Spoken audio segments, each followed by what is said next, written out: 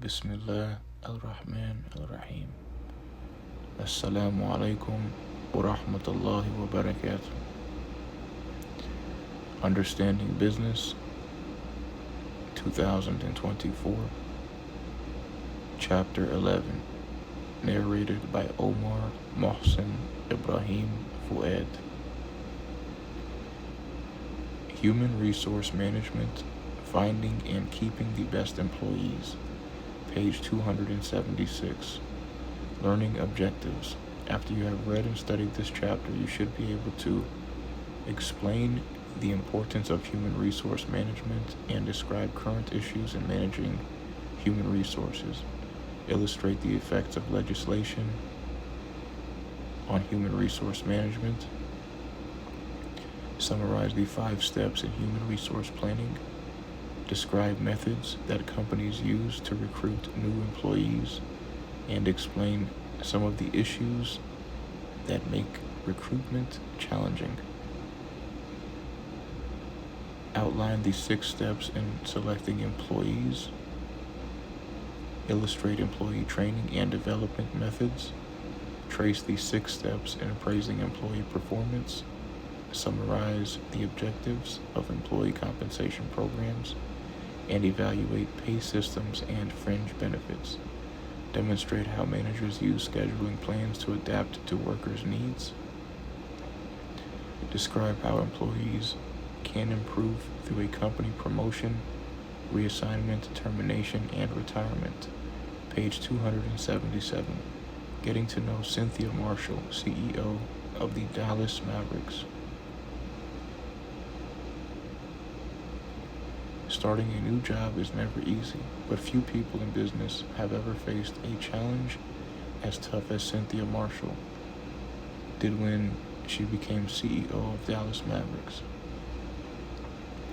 Months before she took the position, an in-depth article in Sports Illustrated described a toxic company culture that had infected the NBA franchise for more than 2 decades. An independent report commissioned by the Mavericks soon confirmed the article's allegations of sexual harassment and improper workplace conduct. The report also found that owner Mark Cuban had made significant errors in judgment, leading him to publicly apologize and donate $10 million to women's advocacy groups. After recognizing his role in the organization's dysfunction, Cuban reached out to Cynt Marshall to take over and overhaul the Mavericks entirely. I walked in his office, and while he greeted me at the door, he just looked broken. I mean, he looked as if he had been crying, said Marshall. He was disturbed by it all and just said, "I need you." Literally, the mandate was, I need you to come in and transform the culture.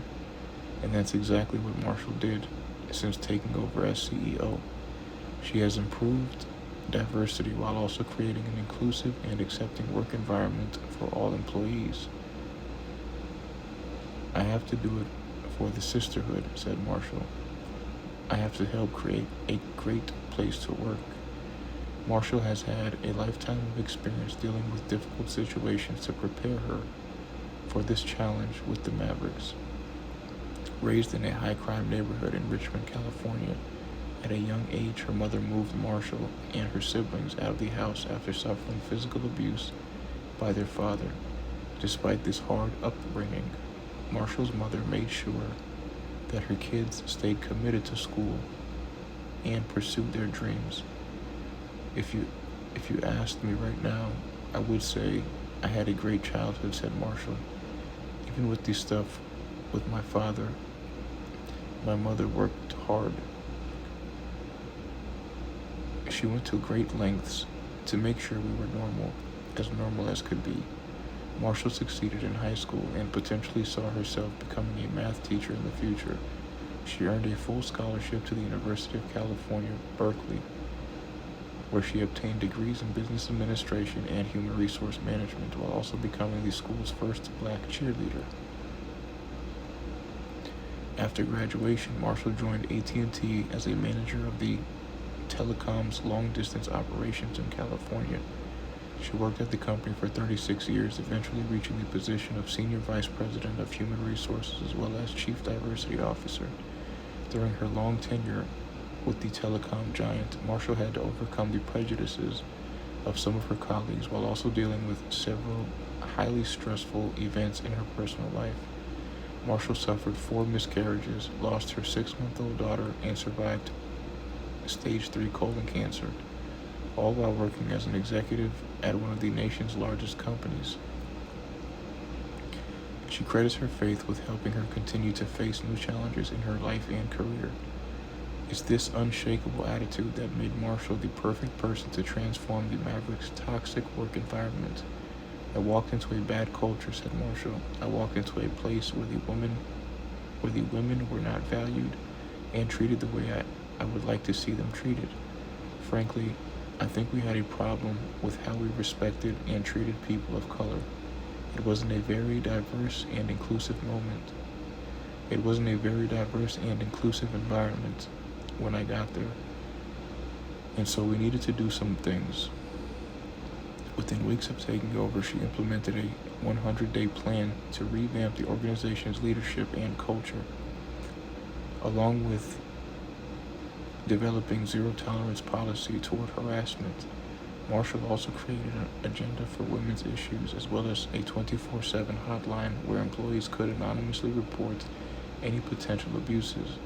Copies of the Marshall Plan were sent to both Mavericks, staff, and fans in an effort to be as transparent as possible. The team developed a diversity and inclusion strategy that featured several innovative policies. Since initiating these changes, 50% of Mavericks executives are women and 50% are people of color. Marshall and her colleagues also established employee resource groups, built a network of influencers to create awareness of cultural differences, developed an advisory council made up of influential and diverse business and community leaders, and strengthened supplier diversity by significantly increasing spending with minority and women-owned businesses. While Marshall has received lots of praise for improving so many of the Mavericks' issues, she readily admits that she couldn't have done it alone. "I own the fact that we have turned out the culture, and I didn't do it by myself," said Marshall. "I brought some folks in with me. We promoted some people. We created a great diverse leadership team." In this chapter, you'll learn how successful organizations recruit, manage, and make the most of their employees, just like Cynthia Marshall does with the Dallas Mavericks. Sources: Matt Gonzalez, NBA's first black female CEO, discussed value of DE&I, leadership, Society for Human Resource Management, SHRM.org. October 25th, 2022, Tom Huddleston Jr., Mark Cuban cold called the Dallas Mavericks CEO to get her to take the job, CNBC, CNBC.com. December 6th, 2022, Mary Pillon, the Dallas Mavericks' new CEO, is cleaning up a Me Too mess. Bloomberg Businessweek, Bloomberg.com, December 20th, 2018.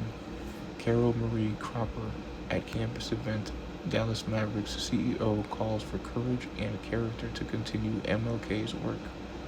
University of Texas Southwestern Medical Center, UT Southwestern.edu, January 25th, 2023. Haley Drasnin, the Dallas Mavericks were plagued by a toxic culture.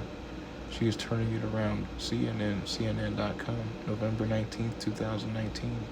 Simone Sanders, Living Black History, a conversation with Cynthia Marshall, MSNBC, MSNBC.com.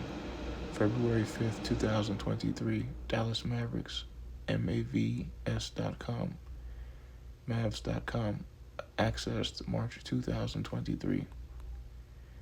Ethan Miller and Getty Images, page 278.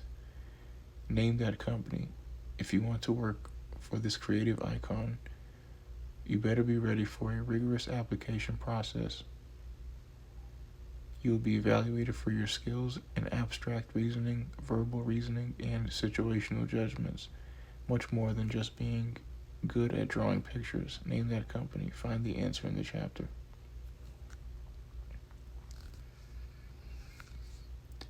Working with people is just the beginning.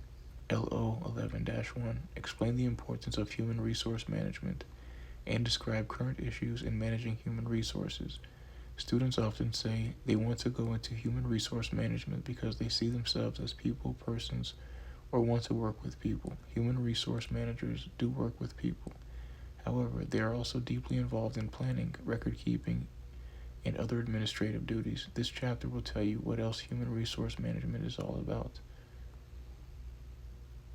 Human resource management, HRM, is the process of determining human resources needs. Human resource management, HRM, is the process of determining human resource needs and then recruiting, selecting, developing, motivating, evaluating, compensating, and scheduling employees to achieve organizational goals. See Figure 11.1. For many years, human resource management was called personnel and involved clerical functions such as screening applications, keeping records, processing the payroll, and finding new employees when necessary. The roles and responsibilities of HRM have evolved primarily because of two key factors. One, organizations' recognition of employees as their ultimate resource, and two, changes in the law that rewrote many traditional practices. Let's explore both. Page 279, Figure 11.1, Human Resource Management. As this figure shows, human resource management is more than hiring and firing personnel. All activities are designed to achieve organizational goals within the laws that affect human resource management. Note that human resource management includes motivation, as discussed in Chapter 10, and employee management relations, as discussed in Chapter 12. Legal environment, organizational goals,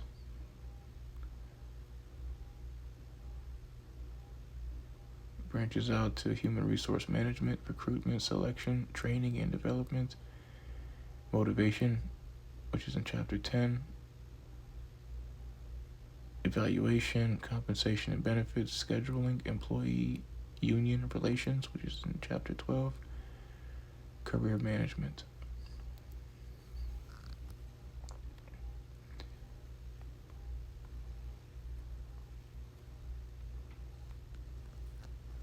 Developing the ultimate resource. One reason the role of human resource management has evolved is due to the shift of dominant industries and the skills required to work in those industries. As we covered in Chapter 1, American businesses are no longer primarily agricultural or manufacturing based.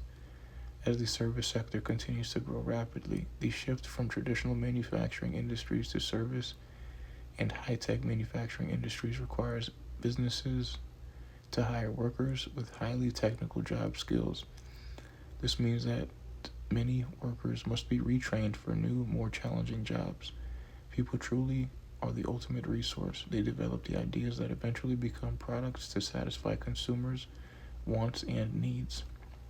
Take away their creative minds, and leading firms such as Disney, Apple, Procter & Gamble, Google, Meta, Facebook, and Amazon would be nothing. In the past, human resources were plentiful, so there was little need to nurture and develop them. If you needed qualified people, you simply hired them. If they didn't work out, you fired them and found others. Most firms assign the job of recruiting, selecting, training, evaluating, compensating, motivating, and yes, firing people to the functional departments that employ them, like accounting, manufacturing, and marketing. Today, the job of human resource management has taken on an increased role in the firm since qualified employees are much scarcer due to an increase in jobs that require advanced or specialized training. This shortage of qualified workers makes recruiting and retaining people more important and more difficult. What human resource challenges do all managers face? We'll outline a few next.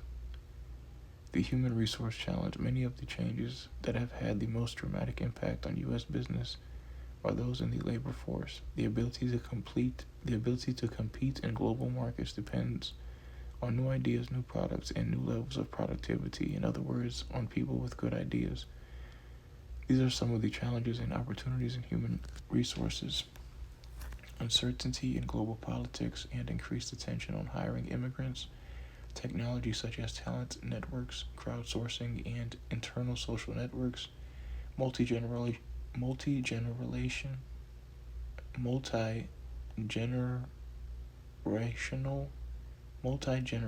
workforce. Millennials and Gen Xers hold management positions, whereas Gen Zers are entering the workforce, and many baby boomers continue to delay retirement. Discussed in more detail later in this chapter. Shortages of trained workers in growth areas such as computer technology, biotechnology, robotics, green technology, and the sciences. Large numbers of skilled and unskilled workers from declining industries such as steel and automobiles who are unemployed or underemployed and need retraining. Underemployed workers are those who have more skills or knowledge than their current jobs require, or those with part-time jobs who want to work full-time. A growing percentage of new workers who do not have a formal education and are unprepared for jobs in the contemporary business environment. A shortage of workers in skilled construction trades due especially to the retirement of experienced aging baby boomers. With thousands of boomers retiring every year, employers in all fields must plan for and manage how to transfer their knowledge to younger workers. An increasing number of both single caregiver and two-income families, resulting in a demand for job sharing, maternity and paternity leave, and special career advancement programs for women. A shift in attitudes toward work-life balance. Leisure time has become a much higher priority, as have flex time, working from home, and a shorter work week. An increased demand for temporary and part-time workers, a challenge from overseas labor pools whose members work for lower wages and are subject to fewer laws and regulations than U.S. workers.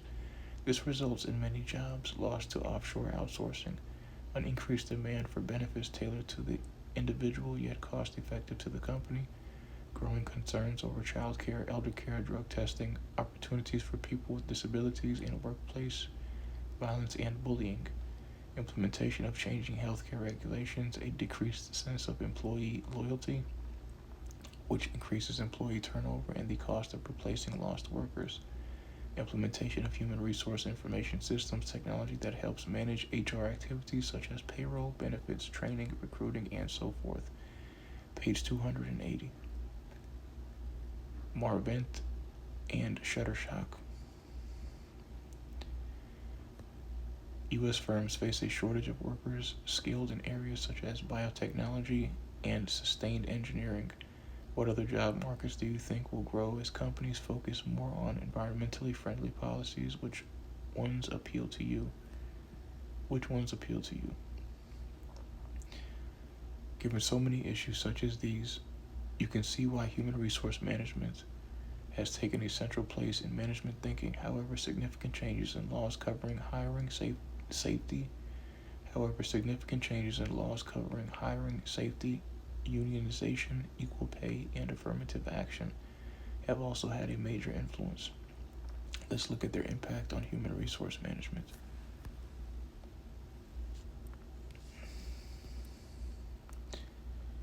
Laws affecting human resource management, LO 11-2, illustrate the effects of legislation on human resource management. Until the 1930s, the U.S. government had little to do with human resource decisions. Since then, legislation and legal decisions have greatly affected all areas of human resource management, from hiring to training to monitoring working conditions. See Figure 11.2. These laws were passed because many businesses did not exercise fair labor practices voluntarily. Page 281. Figure 11.2. Examples of government legislation affecting human resource management. National Labor Relations Act of 1935 established collective bargaining and labor management relations and limited management interference in the right of employees to have a collective bargaining agent. Fair Fair Labor Standards Act of 1938 established a minimum wage and overtime pay for working more than 40 hours a week for employees who are not otherwise exempt, i.e., important example, salaried employees earning above a certain amount and those who perform exempt duties such as managers. Amendments expanded the classes of workers covered, raised the minimum wage, redefined regular time work, raised overtime payments, and equalized pay scales for all genders.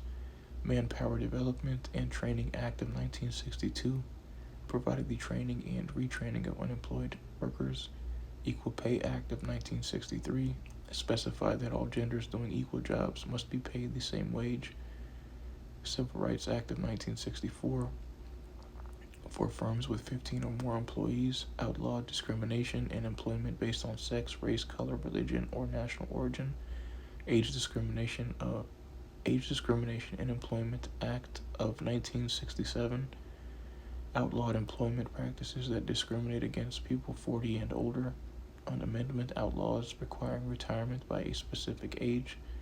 Occupational Safety and Health Act of 1970 regulates safety and health conditions in most private industries and some public sector organizations. Equal Employment Opportunity Act of 1972 strengthened the Equal Employment Opportunity Commission, EEOC, and authorized the EEOC to set guidelines for human resource management. Comprehensive Employment and Training Act of 1973, CETA, provided funds for training unemployed workers. Vocational Rehabilitation Act of 1973 extended protection to people with any physical or mental disability. Employee Retirement Income Security Act of 1974, ERISA, regulated and insured company retirement plans. Immigration Reform and Control Act of 1986. Immigration Reform and Control Act of 1986 required employers to verify employment eligibility of all new hires, including U.S. citizens. Older Workers Benefit Protection Act 1990 protects older people from signing away their rights to pensions and protection from illegal age discrimination. Civil Rights Act of 1991 for firms with over 15 employees extends the right to a jury trial and punitive damages to victims of intentional job discrimination. Americans with Disabilities Act of 1990, 1992 implementation, ADA, prohibits employers from discriminating against qualified individuals with disabilities in hiring, advancement, or compensation, and requires them to adapt the workplace if necessary. Family and Medical Leave Act of 1993, businesses of 50 or more employees must provide up to 12 weeks of unpaid leave per year upon birth or adoption of an employee's child or upon serious illness of a parent, spouse, or child. Americans with Disabilities Act, Amendments Act of 2008, ADAAA, provides broader protection for workers with disabilities and reverses Supreme Court decisions deemed too restrictive, adds disabilities such as epilepsy and cancer to ADA coverage.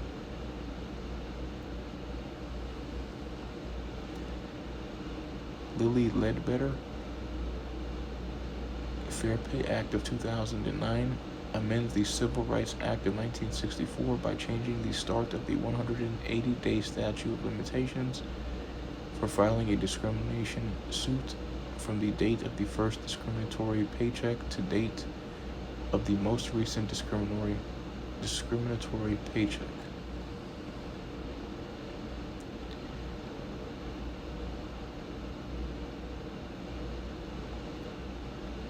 One of the more important pieces of social legislation passed by Congress was the Civil Rights Act of 1964. This act generated much debate and was amended 97 times before final passage. Title VII of that act brought the government directly into the operations of human resource management. Title VII prohibits discrimination in hiring, firing, compensation, apprenticeship, training, terms, conditions, or privileges of employment based on race, religion, creed, sex, or national origin. Age was added to the conditions of the act by passage of the Age Discrimination in Employment Act in 1967. In 2020, the Supreme Court ruled that the law applies equally to sexual orientation and gender identity. The Civil Rights Act of 1964 was expected to stamp out discrimination in the workplace, but specific language in it made enforcement quite difficult. Congress took on the task of amending the law. In 1972, the Equal Employment Opportunity Act, EEOA, was added as an amendment to Title VII. It strengthened the Equal Employment Opportunity Commission, EEOC, which was created by the Civil Rights Act, by giving it rather broad powers. For example, it permitted the EEOC to issue guidelines for acceptable employer conduct and administering equal opportunity. For example, it permitted the EEOC to issue guidelines for acceptable employer conduct in administering equal employment opportunity. The EEOC also mandated specific record-keeping procedures, and Congress vested it with the power of enforcement to ensure these mandates were carried out. The EEOC became a formidable regulatory force in the administration of human resource management.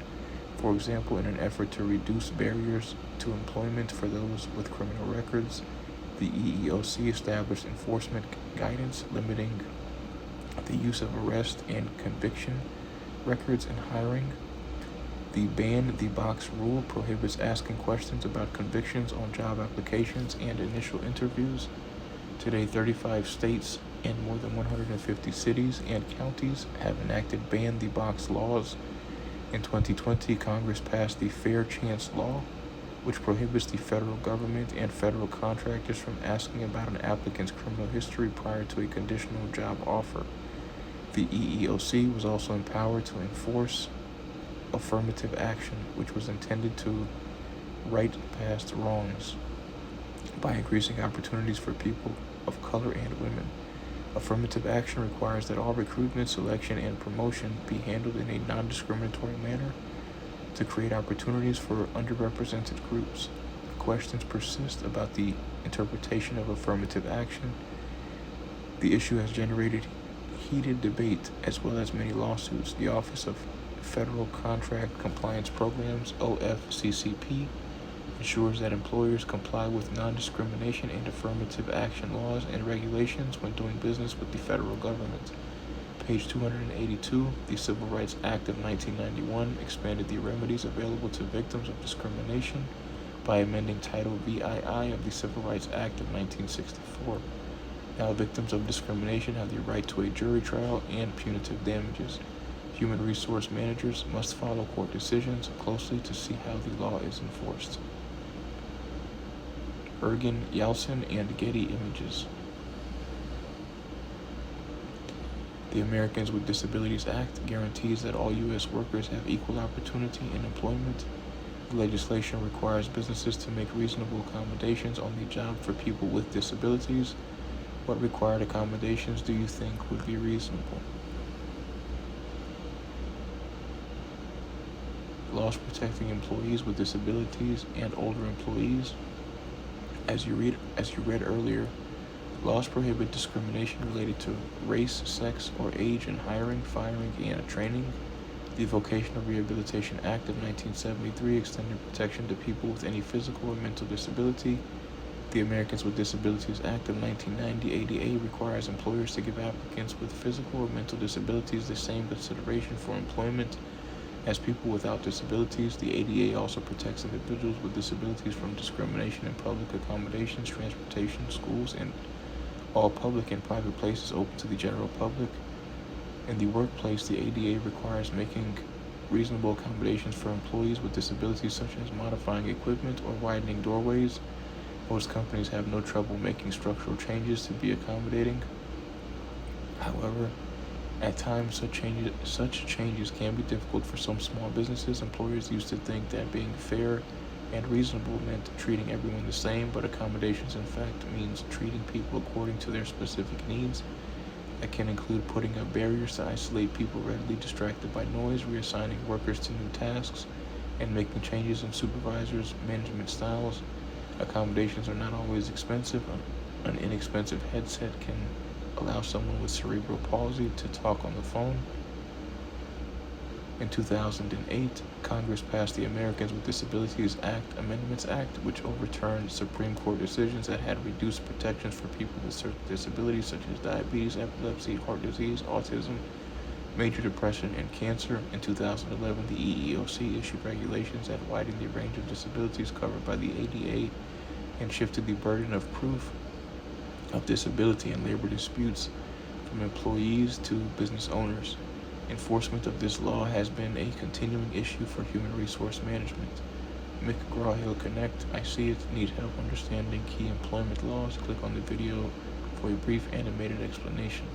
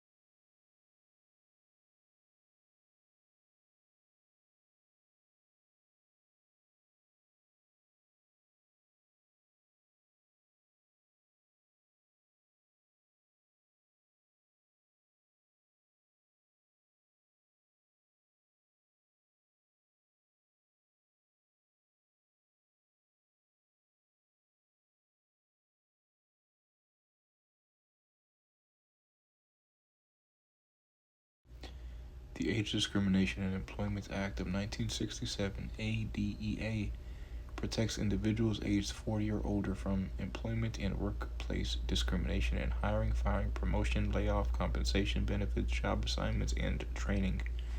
The ADEA, enforced by the EEOC, applies to employers with 20 or more employees and protects both employees and job applicants.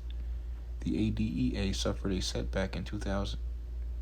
The ADEA suffered a setback in 2009 when the U.S. Supreme Court ruled that age must be the determining reason for any employment action against older workers and not one of a number of factors in an adverse employment decision. Pending legislation in Congress that would strengthen older workers against age discrimination is currently being debated. At the time of writing, the bill has passed in the House. However, it still remains to be voted on by the Senate. The ADEA outlaws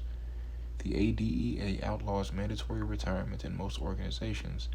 It does, however, allow age restrictions for certain job categories, such as airline pilot or bus driver, if evidence shows that the ability to perform significantly diminishes with age or that age imposes a danger to society. Page 283, Effects of legislation. Clearly, laws ranging from the Social Security Act of 1935 to the 2008 American with Disabilities Act Amendments Act requires human resource managers to keep abreast of laws and court decisions to effectively perform their jobs. Choosing a career in human resource management offers a challenge to anyone willing to put forth their effort. Remember, choosing a career in human resource management offers a challenge to anyone willing to put forth the effort. Remember, employers must know and act in accordance with the legal rights of their employees or risk costly court cases. Legislation affects all areas of human resource management from hiring and firing to training and compensation. New court cases and legislation change human resource management continuously. New court cases and legislation change human resource management continuously. The only way to keep current is to read the business news and stay familiar with emerging issues. Test prep. What is the human resource management? What did the Title VII of the Civil Rights Act of 1964 achieve? What is the EEOC and what was the intention of affirmative action? What does accommodations mean in the Americans with Disabilities Act of 1990? Determining a firm's human resource needs, LO 11-3, summarize the 5 steps in human resource planning. All management, including human resource management, begins with planning. The 5 steps in the human resource planning process are: 1. Preparing a human resource inventory of organizations' employees. This inventory should include ages, names, education capabilities, training, specialized skills, and other relevant information such as languages spoken. It reveals whether the labor force is technically up to date and thoroughly trained. 2. Preparing a job analysis. A job analysis is a study of what employees do who hold various job titles. It's necessary in order to recruit and train employees with the necessary skills to do the job. The results of job analysis are 2 written statements, job descriptions and job specifications. A job description specifies the objectives of the job, the type of work, the responsibilities and duties, working conditions, and the job's relationship to other functions. Job specifications are a written summary of the minimal education and skills a person needs to do a particular job. In short, job descriptions are about the job, and specifications are about the person who does the job.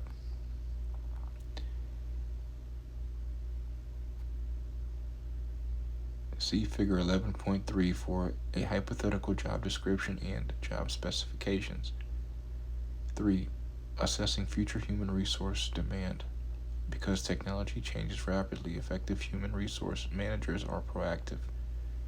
That is, they forecast the organization's requirements and train people ahead of time, or ensure trained people are available and willing to come aboard when needed. 4. Assessing future labor supply.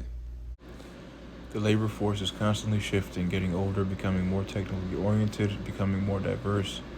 Some workers will be scarcer in the future, like biomedical engineers, cloud architects, and robotic repair workers, and others will be oversupplied, like assembly line workers. 5. Establishing a strategic plan. The human resource strategic plan must address recruiting, selecting, training, developing, appraising, compensating, and scheduling the labor force. Because the first 4 steps lead up to this one.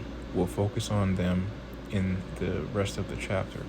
Page 284, Figure 11.3, Job analysis. A job analysis yields 2 important statements, job descriptions and job specifications.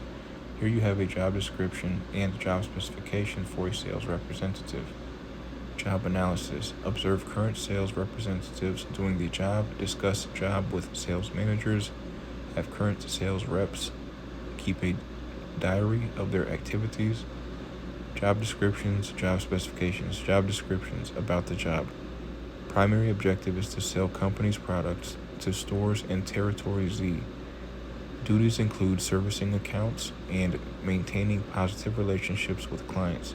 Responsibilities include introducing the new products to store managers in the area, helping the store managers estimate the volume to order, negotiating prime shelf space, explaining sales promotion activities to store managers, stocking and maintaining shelves in stores that wish such service. Job specifications about the person. Characteristics of the person qualifying for this job include 2 years sales experience, positive attitude, good communication skills, high school diploma, and 2 years of college credit. McGraw-Hill Connect, I see it. Need help understanding job analysis? Click on the video for a brief animated explanation.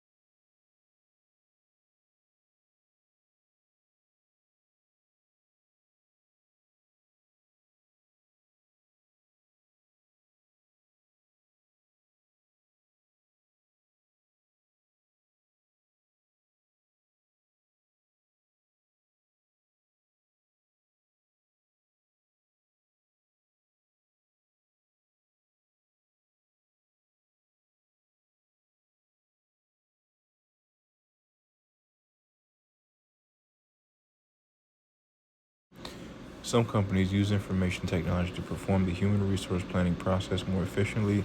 Human Resource Information System (HRIS) software uses multiple tools and processes to manage an organization's employees and databases. HRIS, such as UKG, Salesforce, Connexa, and Sage, helps businesses of all sizes perform basic HR functions ranging from recruitment to retirement. For example, Volkswagen manages its global workforce of over 660,000 employees with a database that matches employee skills, experiences, schedules, and references with jobs available. If a plant in Chattanooga, Tennessee, has a month-long project requiring a consultant who has an advanced degree in engineering and has experience with decentralized AI, Volkswagen can find the best-suited consultant available and send them to Chattanooga from the Innovations and Engineering Centers in California.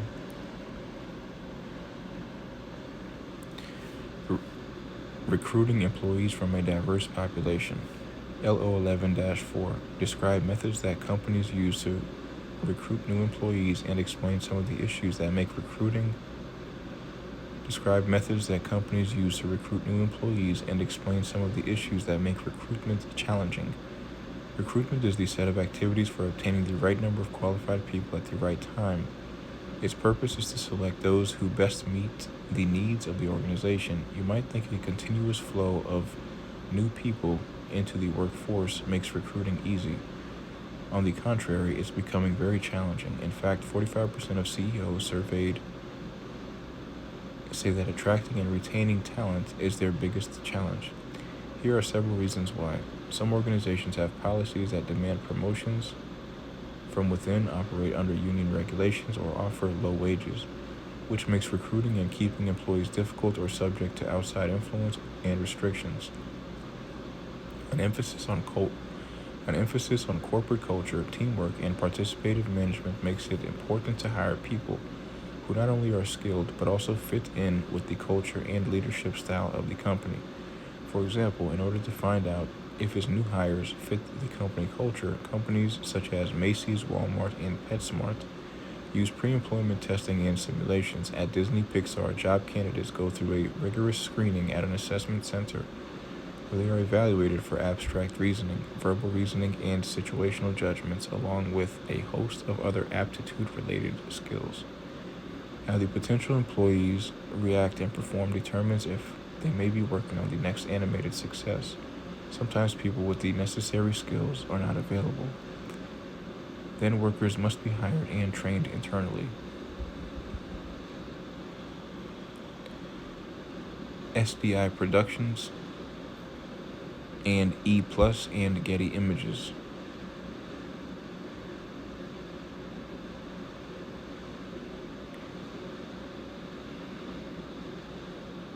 Human resource managers today have the opportunity to recruit people from a wide range of cultural and ethnic backgrounds. What are some of the advantages of a diverse workforce? Human resource managers can turn to many sources for recruiting assistance. See Figure 11.4. Internal sources include current employees who can be transferred or promoted or who can recommend others to hire. Using internal sources is less expensive than recruiting from outside and helps maintain employee morale. However, it isn't always possible to find qualified workers within the company. So human resource managers also use external sources such as advertisements, public and private employment agencies, college placement bureaus, management consultants, online sites, professional organizations, referrals, and online and walk-in applications. Page 285. Figure 11.4. Figure 11.4. Employee sources. Internal sources are often given first consideration, so it's useful to get a recommendation from a current employee of the firm for which you want to work. College placement offices are also an important source. Be sure to learn about such facilities early so that you can plan a strategy throughout your college career. External sources. Private employment agencies, public employment agencies, personal applications, management consultants, new graduates, former employees, part-time applicants, competing organizations, union organizations, advertisements, temporary help services, union halls, trade schools, college placement offices, newspaper ads, trade associations, business associates, college professors, online job fairs, cooperative education, internships, social media.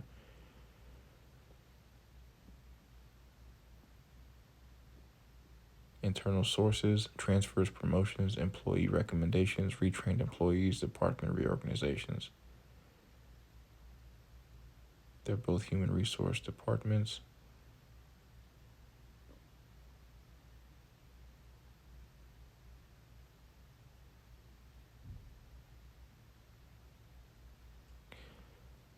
Selection, hiring,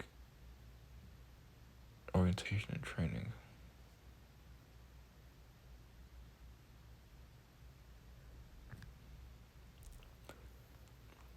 Page 286. Recruiting qualified workers may be particularly difficult for small businesses with few staff members and less than competitive compensation to attract external sources. Websites like Glassdoor, Indeed, and LinkedIn have helped such firms by attracting millions of visitors per day.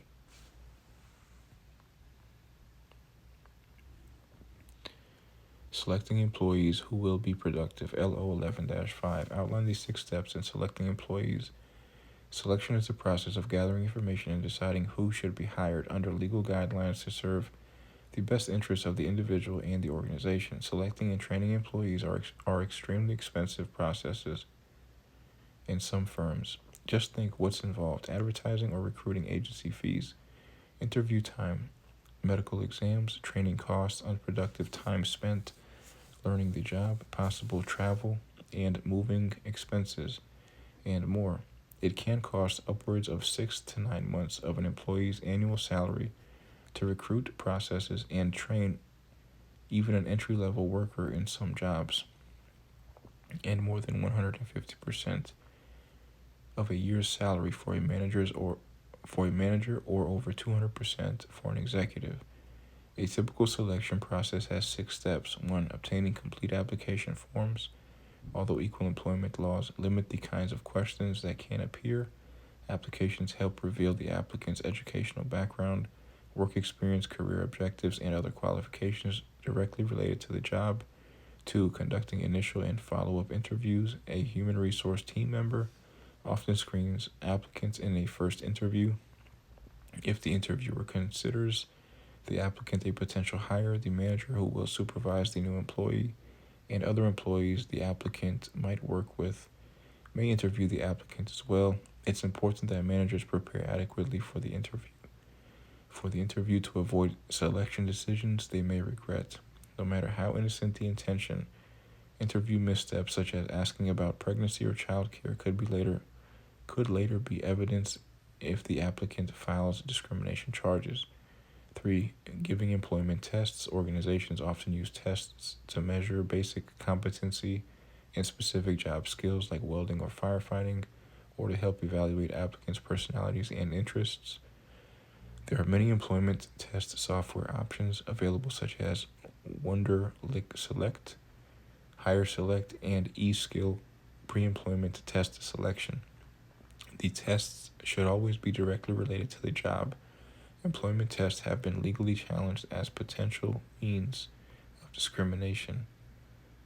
As was noted in the previous section, some companies like Pixar test potential employees in assessment centers where they evaluate specific skills and perform actual job tasks. Such testing can make the selection process more efficient and will generally satisfy legal requirements. 4. Conducting background investigations. Most organizations now investigate a candidate's work record, school record, credit history, and references more carefully than in the past to help identify those most likely to succeed. Background services such as Good Hire and Intellis Review allow prospective employers not only to conduct speedy background checks of criminal records, driving records, and credit histories, but also to verify work experience and professional and educational credentials. The Connecting Through Social Media box discusses how companies use social media to screen job applicants and weed out those with undesirable traits.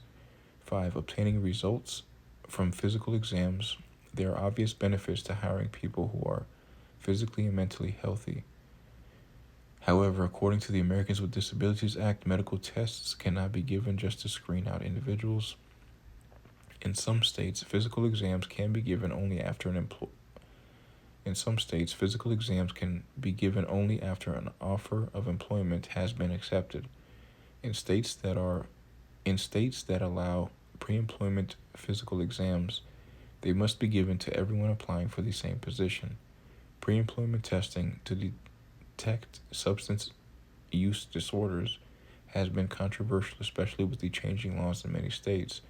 6. Establishing trial probationary periods. Often an organization will hire an employee conditionally to let the person prove their value on the job. After a specified probationary period, perhaps 3 months or longer, the firm can either permanently hire or discharge that employee on the basis of supervisors' evaluations. Some businesses include coworkers' evaluations as well. Page 287. Connecting through social media, your profile and your resume. Be careful what you post. LinkedIn. Today, your digital footprint has become a major part of your persona, both online and in real life. We've heard over and over that nothing is ever truly deleted from the internet. That includes what we personally delete as well. Once it's a part of the virtual world, it stays there. The online personality you project reflects the potential employers who let you. The online personality you project reflects the potential employers who you really are. The online personality you project reflects the potential employers, who you really are. More than 75% of employers say they use social media to screen prospective hires and evaluate a person's fit with a company's culture. And even more believe current employees must keep their accounts work appropriate at all times. 60% eliminated candidates on the basis of what they believed was negative content. What this means to you is that your social media footprint could be a selling tool in your job search or could end up costing you a job.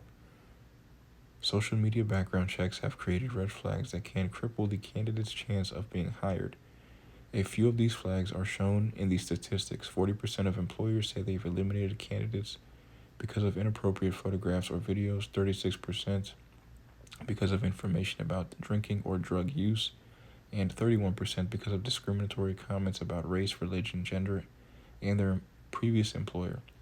Ironically, not having any social media presence is its own red flag, in which 20% of employers won't even offer a callback if they can't find you online. Make sure to use social media to your advantage. Many companies admit to selecting a candidate because of the professional image they conveyed on social media. Word to the wise is, if you have any reservations about posting something online, the best advice is just don't. Sources: David Cutress. Keep it clean. Social media screens increase in popularity. Business News Daily, businessnewsdaily.com, February 21st, 2023. Jen Hubley, Luckwalt. 5 social media mistakes you're probably making. The Balance, thebalance.com, January 30th, 2022. Paola Peralta. Your employees are posting on TikTok. What does that mean for your business? Employee Benefit News, benefitnews.com, March 15, 2023. The selection process is often long and difficult, but it is worth the effort to select new employees carefully because of the high cost of replacing them. Being careful helps ensure that new employees meet all requirements, including communication skills, education, technical skills, experience, personality, and health. Hiring contingent workers. A company with employment needs that vary from hour to hour, day to day, week to week, season to season, or project to project may find it cost effective to hire contingent workers. Contingent workers include part-time workers, anyone who works less than 35 hours per week, temporary workers, workers paid by temporary employment agencies, seasonal workers, independent contractors, interns, and co-op students. Although exact numbers are difficult to gather, the Bureau of Labor Statistics estimates that there are approximately 15 million contingent workers in the United States, with the majority under 25. Some reports estimate that in many companies, nearly 30% of workforce are contingent workers.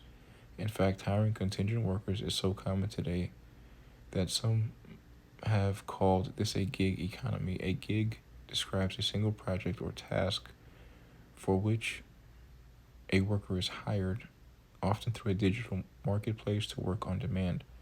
Some gigs are types of short-term jobs, and some workers look at gigs such as Uber and Lyft as self-employment options.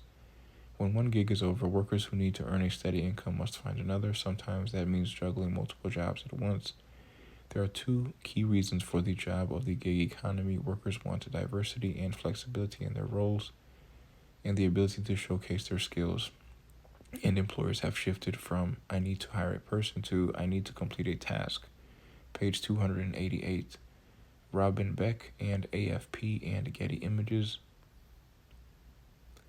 Retailers often hire contingent temporary workers to help them through business times like the Christmas shopping season. What are the advantages and disadvantages of hiring contingent workers? Companies may hire contingent workers when full-timers are some type of leave. Companies may hire contingent workers when full-timers are on some type of leave, such as maternity or paternity leave, when there is a peak demand for labor or products, like the holiday shopping season, or when quick service to customers is a priority. Companies also tend to hire more contingent workers in an uncertain economy.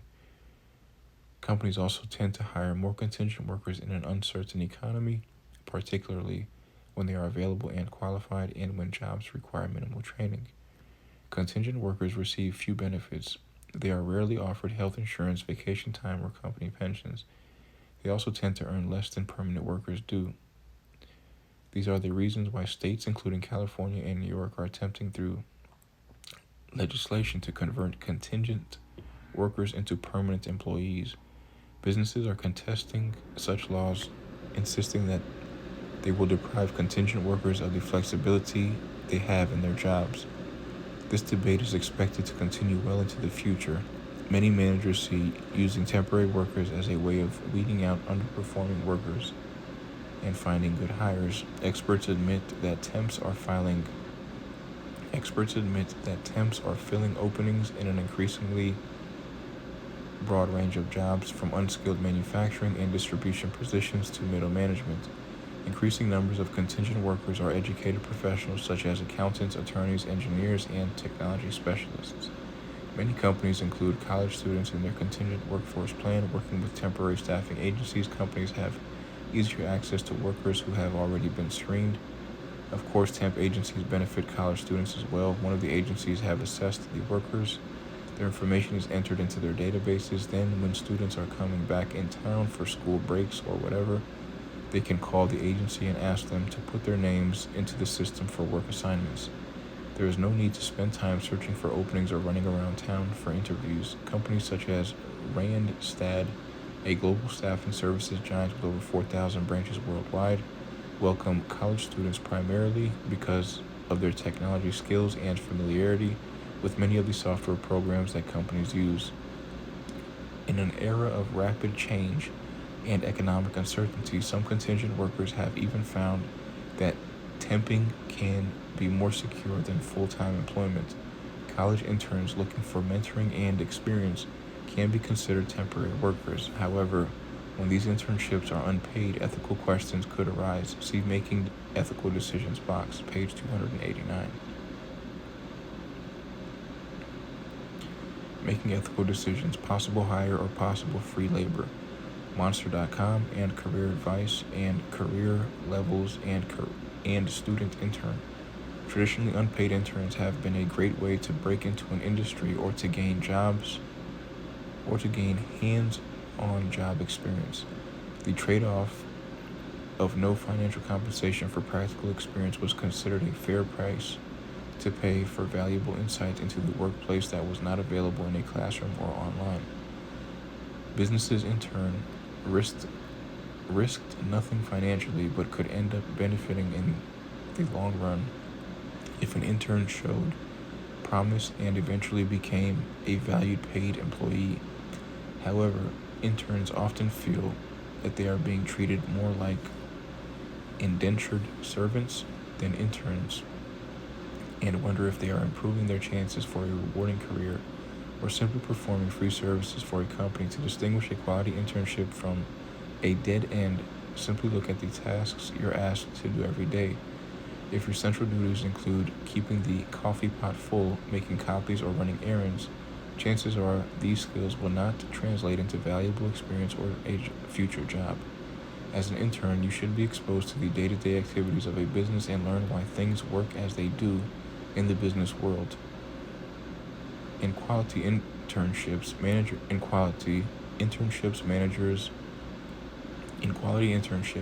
should outline an intern's responsibilities explicitly and provide regular feedback.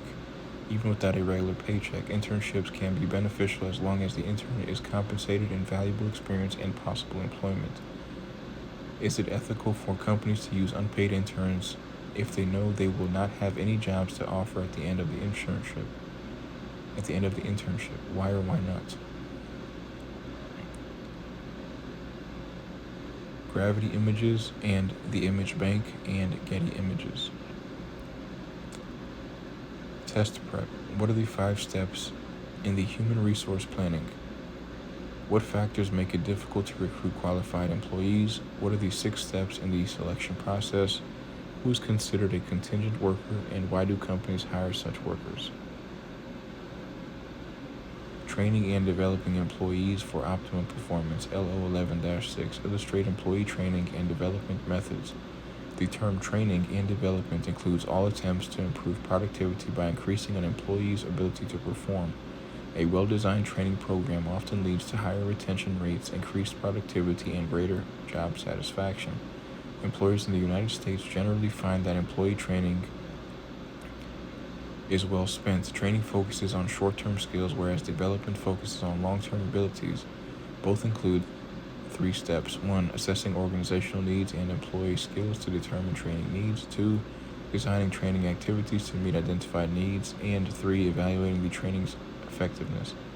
As technology and other innovations change the workplace, companies must offer training programs that often are quite sophisticated. Some common training and development activities are employee orientation, on-the-job training, apprenticeships, off-the-job training, online training, vestibular training, and job simulation. Page 290. Orientation is the activity that introduces new employees to the organization, to fellowship employees, to their immediate supervisors, and to the policies, practices, and objectives of the firm. Many companies use technology tools such as Google Forms to collect non-sensitive information quickly. Orientation programs range from informal talks to formal activities that last a day or more and often include scheduled visits to various departments and required reading of company handbooks. At customer-centric companies like Zappos, every new employee must spend 2 weeks answering customer calls, 2 weeks learning in a classroom, and a week shipping boxes in the company's fulfillment center. If the employee does not match the company's expectations, they will be discharged. On-the-job training lets the employee learn by doing or by watching others for a while and then intimidating them right at the workplace.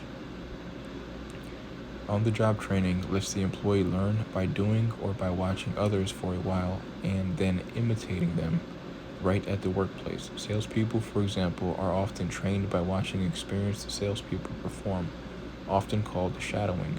Naturally, this can be either quite effective or disastrous, depending on the skills and habits of the person being observed. On-the-job training is the easiest kind of training to implement when the job is relatively simple, such as clerking in a store, or repetitive, such as collecting refuse, cleaning carpets, or mowing lawns. More demanding or intricate jobs require a more intense training effort. Technology makes cost-effective on-the-job training programs available 24 hours a day online. Systems can monitor workers' input and give them instructions if they become confused about what to do next. In apprenticeship programs, a trainee works. In apprentice programs, a trainee works alongside an experienced employee to master the skills and procedures of a craft. Some apprentice programs include classroom training. Trade unions in skilled crafts, such as bricklaying and plumbing, require a new worker to serve as an apprentice for several years to ensure excellence as well as to limit entry to the union. As baby boomers retire from skilled trades such as pipe fitting, welding, and carpentry, shortage of trained workers are developing. Apprentice programs may be shortened to prepare people for skilled jobs in changing industries such as auto repair and aircraft maintenance that require increased knowledge of computer technology. Off-the-job training occurs away from the workplace and consists of internal or external programs to develop a variety of skills or to foster personal development. Training is becoming more sophisticated as jobs become more sophisticated. Furthermore, training is expanding to include education through the PhD and personal development. Subjects may include time management, stress management, health and wellness, physical education, nutrition, and even art and languages. Online training demonstrates how technology is improving the efficiency of many off-the-job training programs. Online training's key advantage is the ability to provide a large number of employees with the consistent content tailored to specific training needs at convenient times. Both nonprofit and profit-seeking businesses make extensive use of online training. Most colleges and universities offer a wide variety of online classes and degrees. Technology leaders like Microsoft, auto manufacturers like Hyundai, and industrial giants like GE use the online training tool GlobeSmart to teach employees how to operate in different cultures. Vestibule training, or near-the-job training, is done in classrooms with equipment similar to that used on the job so that employees learn proper methods and safety procedures before assuming a specific job assignment. Computer and robotics training is often completed in a vestibule classroom. Computer and robotics training is often completed in a vestibule classroom.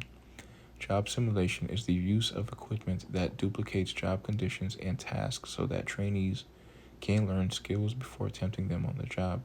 It differs from vestibule training in that it duplicates the exact combination of conditions that occur on the job. This is the kind of training given to astronauts, airline pilots, army tank operators, ship captains, and others who must learn difficult procedures of the job. Virtual reality is being more widely used in job simulations. For example, in medical facilities, doctors in training practice their skills before working with live patients, and UPS puts drivers in virtual reality simulators as part of the company's basic safety training. Michael Deneen and AP Images. At FedEx, time is money. That's why delivery workers at the company receive extensive training that ensures they will operate at maximum efficiency while also staying mindful of key safety issues. Should other companies follow FedEx's financial commitment to training? Why or why not? Page 291. Nikki Fox, Daily News, Record, and AP Images. On simulated training courses like this one, firefighters learn how to deal with the dangers of a burning building while remaining out of harm's way. This allows firefighters to learn all the fine details about their job so they'll be ready when the real thing happens. What other professions do you think could benefit from simulation training? Management development. Managers often need special training. To be good communicators, they need to learn listening skills and empathy. They also need time management, planning, and human relations skills. Management development then is the process of training and educating employees to become good managers and then monitoring the progress of their managerial skills over time. Management development programs are widespread, especially at colleges, universities, and private management development firms. Managers may participate in role-playing exercises, solve various management cases, and attend films and lectures to improve their skills. Management development is increasingly being used as a tool to accomplish business objectives and face new management challenges. Procter & Gamble, Microsoft, and Goldman Sachs management teams were built with significant investments in their development. Most management training programs include several of the following. On-the-job coaching, a senior manager assists a lower-level manager by teaching needed skills and providing direction, advice, and helpful feedback. Understudy positions, job titles such as undersecretary and assistant, are part of a relatively successful way of developing managers. Selected employees work as assistants to higher-level managers and participate in planning and other managerial functions until they are ready to assume such positions themselves. Job rotation.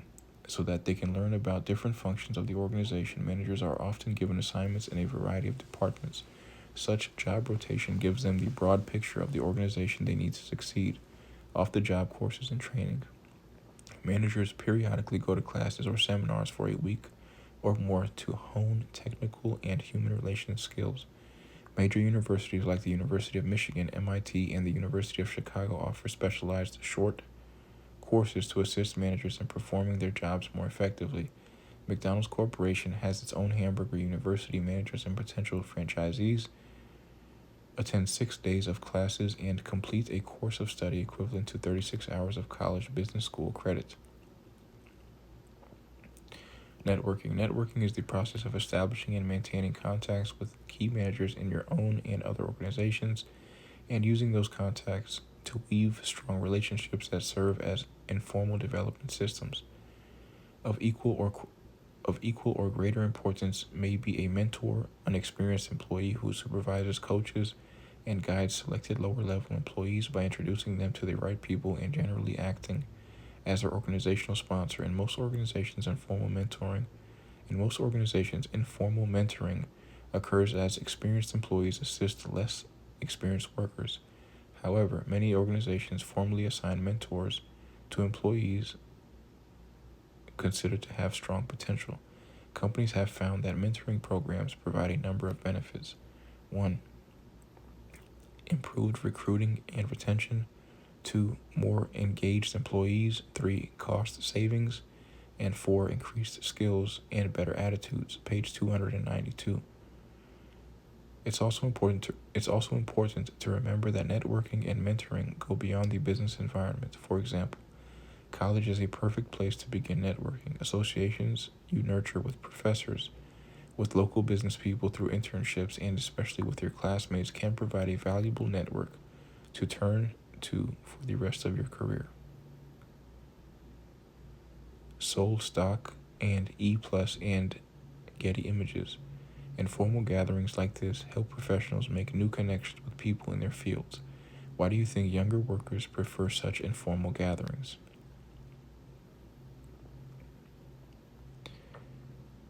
Diversity in management development. Today, more women are graduating college and working in the paid workforce than men. As more women moved into management, they learned the importance of networking. And of having mentors. Unfortunately, women often have more difficulty than men in networking or finding mentors. Since most senior managers are male, in 1988, women won a major legal victory when the U.S. Supreme Court ruled it illegal to bar women from certain clubs, long open to men only, where business activity flows and contacts are made. This decision allowed more women to enter established networking systems or, in some instances, create their own. Today, women are members of prestigious clubs such as the Augusta National Golf Club, and growing numbers of women are becoming board members at America's largest companies. Similarly, managers who are members of ethnic minorities learned the value of networking. They have formed pools of capital and opportunities, helping many individuals overcome traditional barriers to success. For example, Black Enterprise Magazine sponsors several networking forums each year for Black professionals. The Hispanic Alliance for Career Enhancement, HACE, is committed to building career opportunities and career advancement for people who are of Hispanic descent. The National Association of Asian American Professionals, NAAAP, is an association that helps Asian American professionals assimilate into U.S. business. Companies that take the initiative to develop managers who are female. Companies that take the initiative to develop managers who are female and members of ethnic minorities understand 3 crucial principles. 1. Preparing women and people of color for management positions isn't about legality, morality, or even morale, but rather about bringing more talent in the door, the key to long-term profitability. 2. The best women and people of color will become harder to attract and retain. So companies that committed to development early have an edge. And 3. Having more women and people of color at all levels lets businesses better serve their customers who are female and people of color. Having more women and people of color at all levels lets businesses better serve their customers who are female and people of color. If you don't have a diversity of people working in the back room, how are you going to satisfy the diversity of people coming in the front door?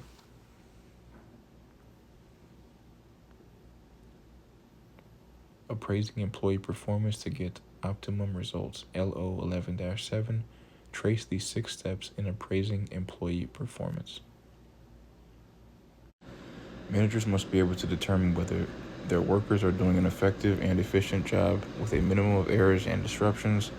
They do so by using a performance appraisal, an evaluation that measures employee performance against established standards in order to make decisions about promotions, compensation, training, or termination. Performance appraisals have 6 steps. 1. Page 293. 1. Establishing performance standards.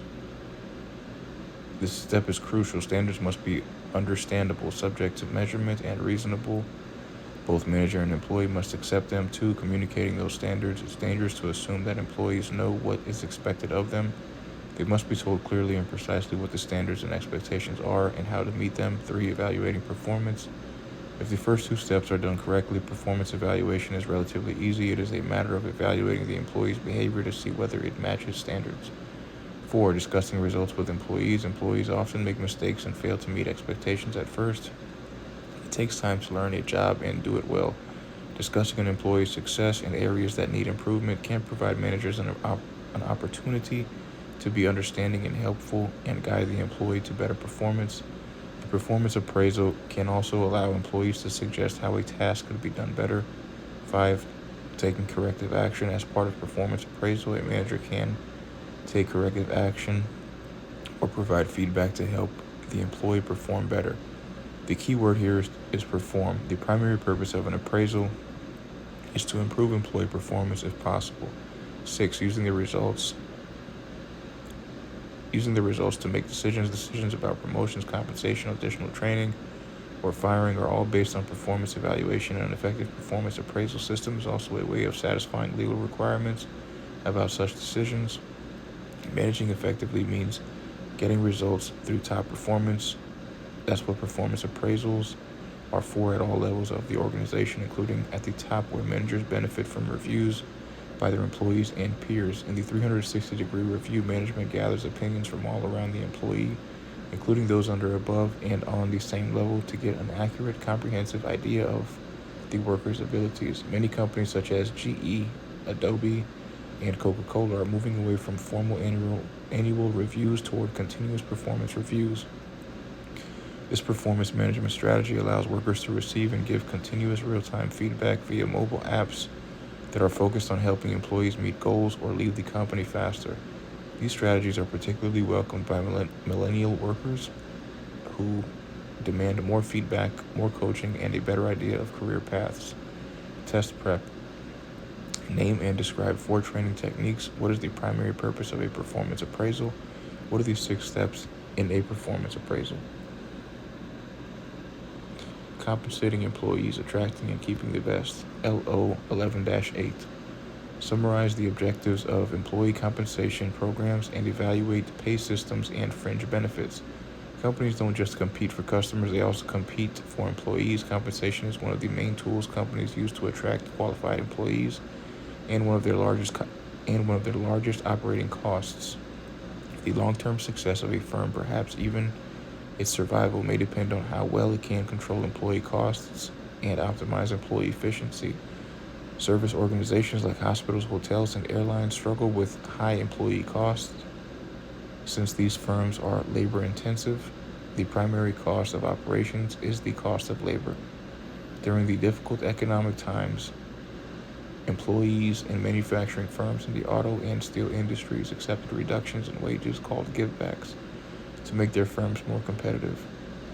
On the other hand, retailers like Home Depot have invested billions in retaining workers by increasing salaries even during potential downturns, what economists call labor hoarding.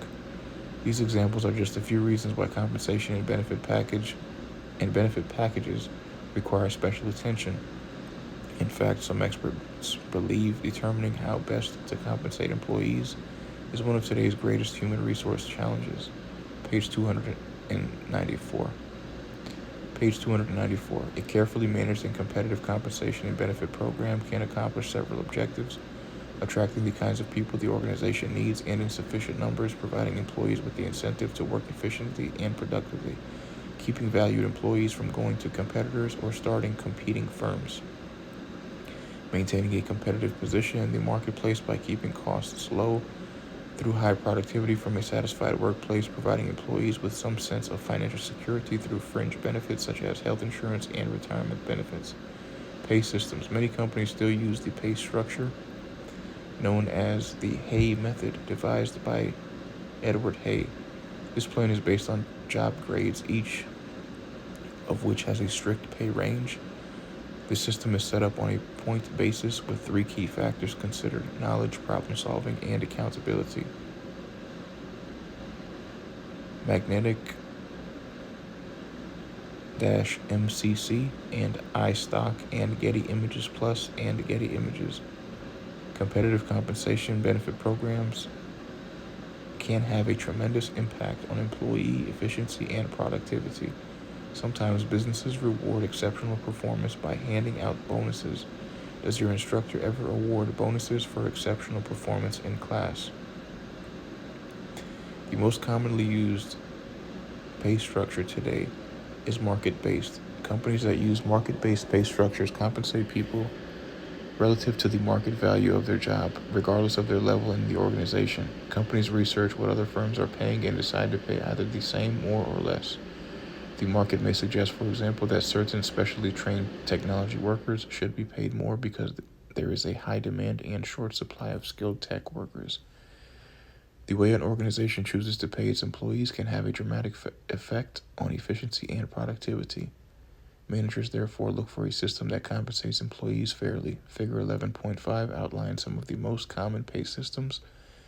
Which do you think is the fairest? Page 295. Figure 11.5 pay systems. Salary. Fixed compensation computed on weekly, bi-weekly, or monthly pay periods, like for example $3,600 per month or $900 per week. Salaried employees do not receive additional pay for any extra hours worked. Hourly wage or day work. Wage based on number of hours or days worked, used for most blue-collar and clerical workers. Often employees must punch a time clock when they arrive at work and when they leave. Hourly wages vary greatly. The federal minimum wage is $7.25, and top wages go as high as $40 per hour or more for skilled craftspeople.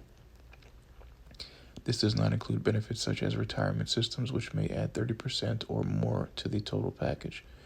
Piecework system, wage based on the number of items produced rather than by the hour or day. This type of system creates powerful incentives to work efficiently and productively. Commission plans, pay based on some percentage of sales, often used to compensate salespeople. Commission plans resemble piecework systems. Bonus plans, extra pay for accomplishing or surpassing certain objectives. There are two types of bonuses, monetary and cashless. Money is always a welcome bonus. Cashless rewards include written thank you notes, appreciation notes sent to the employee's family, movie tickets, flowers, time off, gift certificates, shopping sprees, and other types of recognition. Profit sharing plans, annual bonuses paid to employees based on company's profits. The amount paid to each employee is based on a predetermined percentage. Profit sharing is one of the most common forms of performance-based pay. Gain sharing plans, annual bonuses paid to employees based on achieving specific goals such as quality measures, customer satisfaction measures, and production targets.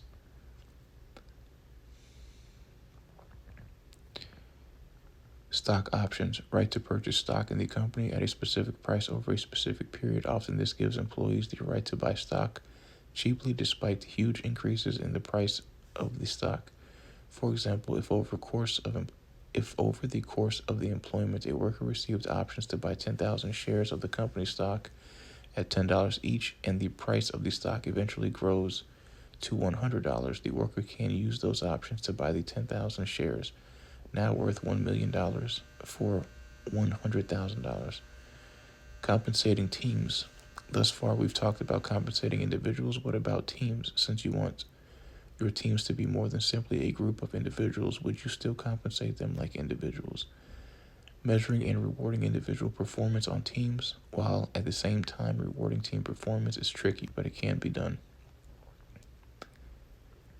Professional football players, for example, are rewarded as a team when they go to the playoffs and to the Super Bowl.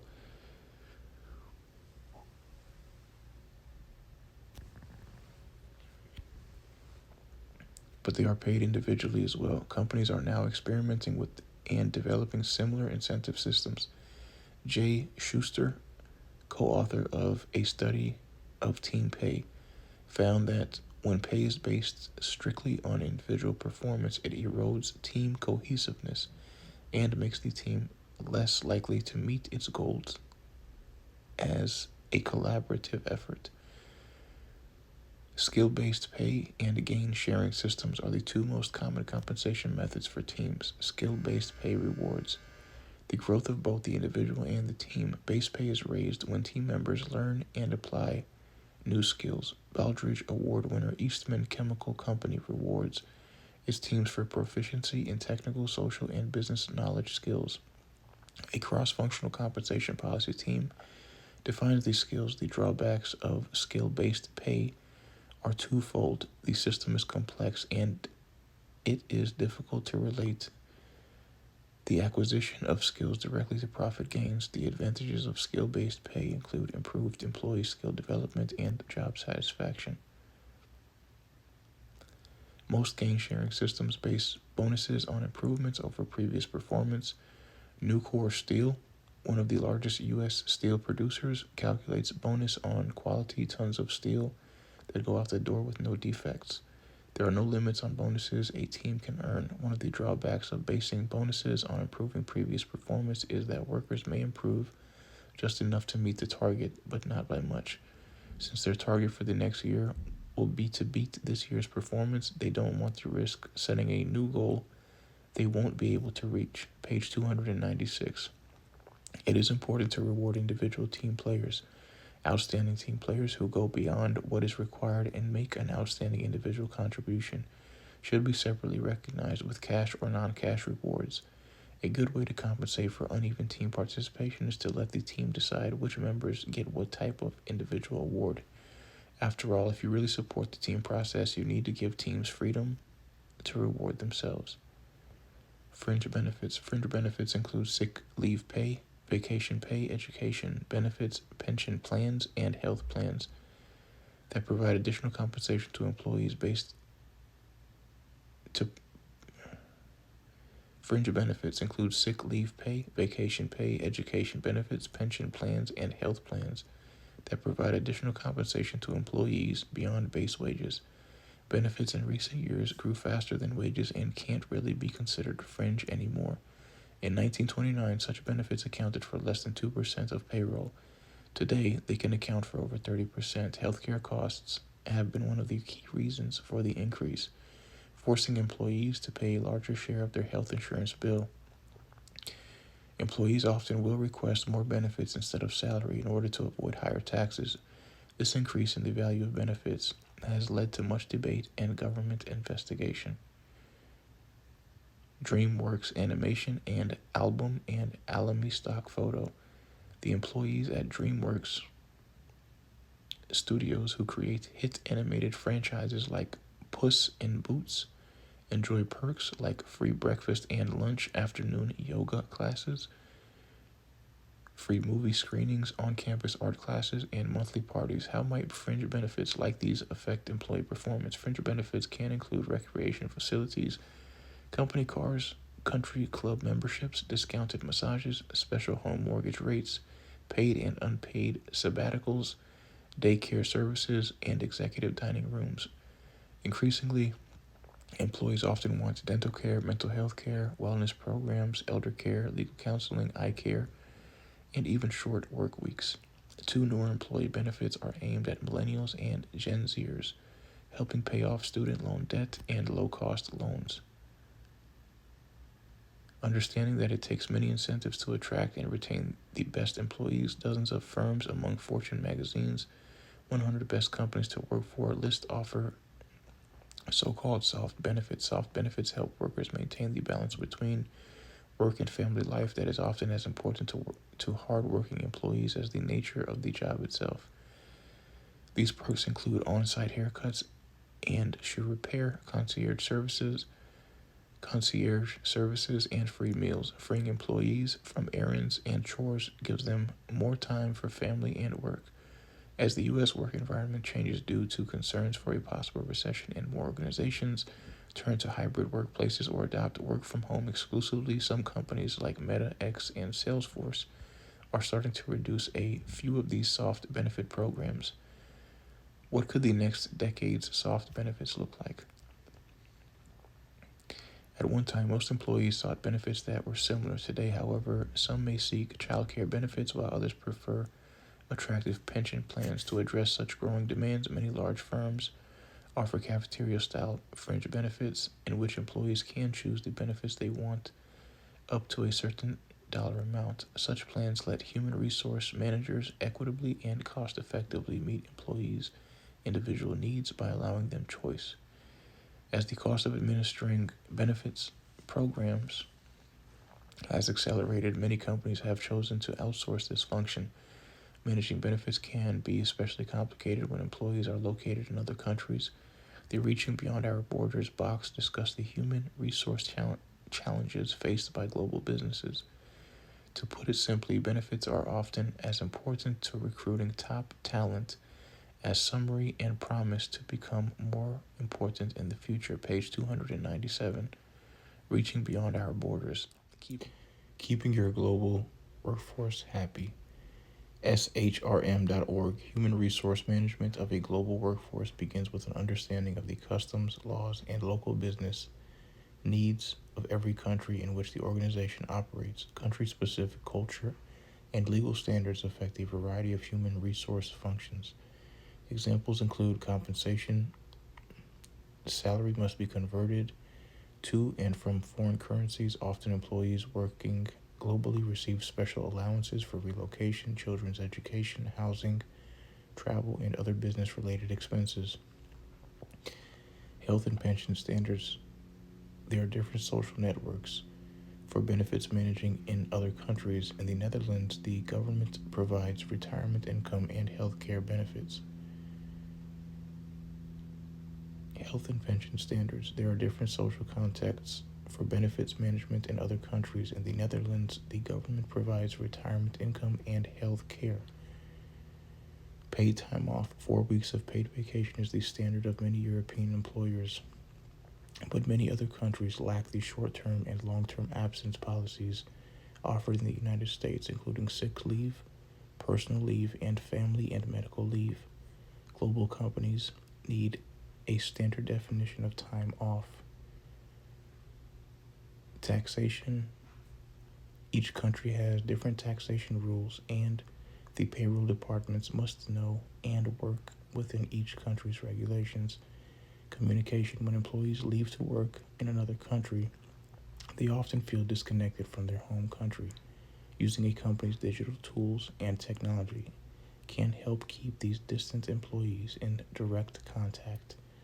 Regulatory requirements. The Fair Labor Standards Act in the United States, the Factory Act in India, and labor law of the People's Republic of China all impact how employees work and their workplaces and their work rights. Regulatory requirements. The Fair Labor Standards Act in the United States, the Factory Act in India, and the labor law of the People's Republic of China all impact how employees work and their work rights. Johnny, Greg, and E+ and Getty Images. Global countries and cultures influence human resource management actions at home in the United States. As global expansion continues, HRM managers need to stay abreast of overseas cultural and business practices and their impact on the organization and global markets. Sources: Lindsay Wilcox, 13 Ways to Increase Employee Happiness and Productivity at Work in 2023. Nectar HR, nectarhr.com, accessed March 2023. How to Manage a Global Workforce Effectively. Indeed, indeed.com, September 30th, 2022. Caroline Stir, 5 Things That Keep Workers at Their Job That Isn't a Salary. World Economic Forum, weforum.org, December 15th, 2022. Global Workforce of the Future Report, Adecco Group, Narrated.com, accessed March 2023. Scheduling employees to meet organizational and employee needs, LO 11-9, demonstrate how managers use scheduling plans to adapt to workers' needs. Workplace trends and the increasing costs of transportation have led employees to look for scheduling flexibility. Flex time, in-home employment, and job sharing are important benefits employees seek. In fact, large majorities of millennials and Gen Xers surveyed say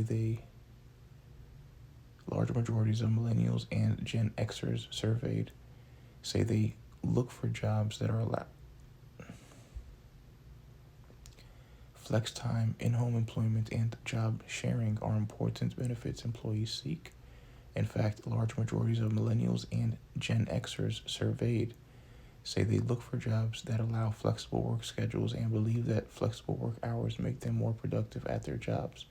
Flex time plans. A flex time plan gives employees some freedom to choose which hours to work as long as they work the required number of hours or complete their assigned tasks. The most popular plan allows employees to arrive between 7 and 9 a.m. and leave between 4 and 6 p.m. Flex time plans generally incorporate core time. Core time is the period when all employees are expected to be at their job stations. An organization may designate core time as 9 to 11 a.m. and 2 to 4 p.m. During these hours, all employees are required to be at work. See Figure 11.6. Flex time allows employees to adjust to work-life demands. Two-income families find them especially helpful. Companies that use flex time say that it boosts employee productivity and morale. Page 298. Figure 11.6, a flex time chart. At this company, employees can start work time anytime. At this company, employees can start work anytime between 6:30 and 9:30 a.m. They take a half hour for lunch anytime between 11 a.m. and 1:30 p.m. and can leave between 3 and 6:30 p.m. Everyone works an 8-hour day. The blue arrows show a typical employee's flex time.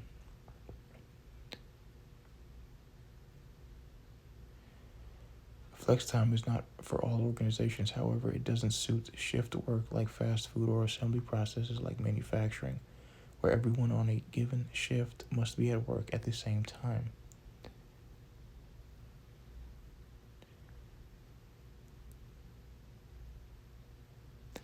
Another disadvantage is that managers often have to work longer days to assist and supervise in organizations that may operate from 6 a.m. to 6 p.m.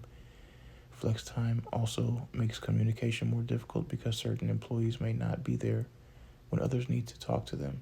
Furthermore, if not carefully supervised, some employees could abuse the system, causing resentment among others.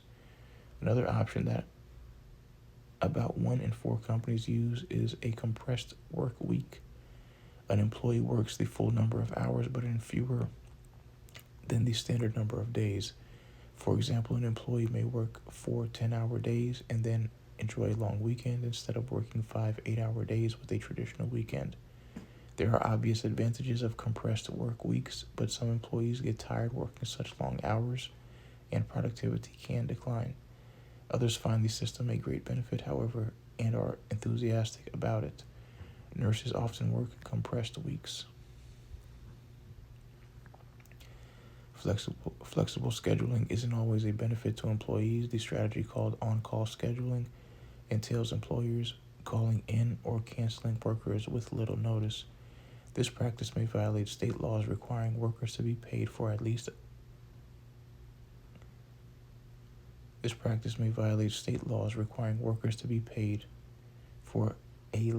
of a portion of their shifts if they are sent home early.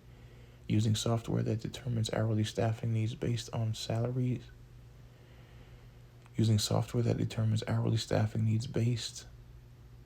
sales and traffic information, chain retailers and restaurants, for example, can adjust the number of workers required quickly during slow or busy times. This flexibility is great for the company but can cause stress on the lives and pay of workers. On-call scheduling makes it a struggle for workers to arrange reliable childcare or supplement their incomes with second jobs. Home-based work. 44% of U.S. workers now work from home at least once per week or more, and the number are clearly increasing. Home-based workers can choose their own hours, interrupt work for childcare or other tasks, and take time out for personal reasons. Working at home isn't for everyone. It requires discipline to stay focused on the job and not be easily distracted. Yet even with such challenges, over 50% of office workers say they would leave their jobs for one that offered more flexibility, including working from home. Page 299. Kate_Sept 2004 and E+ and Getty Images. The COVID-19 pandemic ushered in a new era. Of working from home, but not everyone has what it takes to telecommute. Working from home requires self-discipline to stay focused on the job and not allow yourself to be distracted. Do you think you have the discipline to be a home-based worker full-time?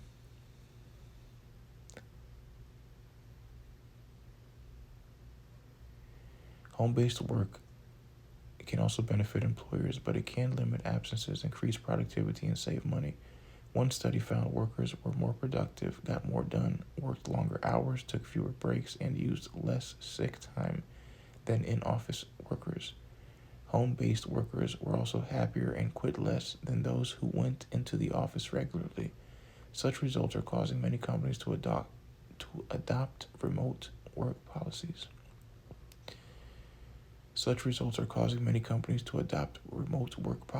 Many companies also offer hot desking or sharing a desk with other employees who work at different times. Hot desking can lead to more collaboration since workers get to know more people throughout the organization than they would have at a fixed desk. Companies sharing workspace have hot desks that can be rented for the day, week, month, or longer, which allow professionals to get to know and learn from each other. Figure 11.7 outlines the benefits and challenges of home-based work to organizations, individuals, and society. Page 300, Figure 11.7. Benefits and challenges of home-based work. Home-based work, also known as telecommuting, offers many benefits and challenges to organizations, individuals, and society as a whole. Benefits, challenges to organization. Benefits: increased productivity due to fewer sick days with fewer absences, higher job satisfaction, and higher work performance ratings, broadens available talent pool, reduces costs of providing on-site office space. Challenges: makes it more difficult to appraise job performance, can negatively affect the social network of the workplace, and can make it difficult to promote team cohesiveness, complicates distribution of tasks. Should office files, contact lists, and such be allowed to leave the office? To individual benefits: makes more time available for work and family by reducing or eliminating commute time, reduces expenses of buying and maintaining office clothes, avoids office politics, helps balance work and family, expands employment opportunities for individuals with disabilities. Challenges: can cause feeling of isolation from social network, can raise concerns regarding promotions and other rewards due to being out of sight, out of mind, may diminish individuals' influence within company due to limited opportunity to learn the corporate culture.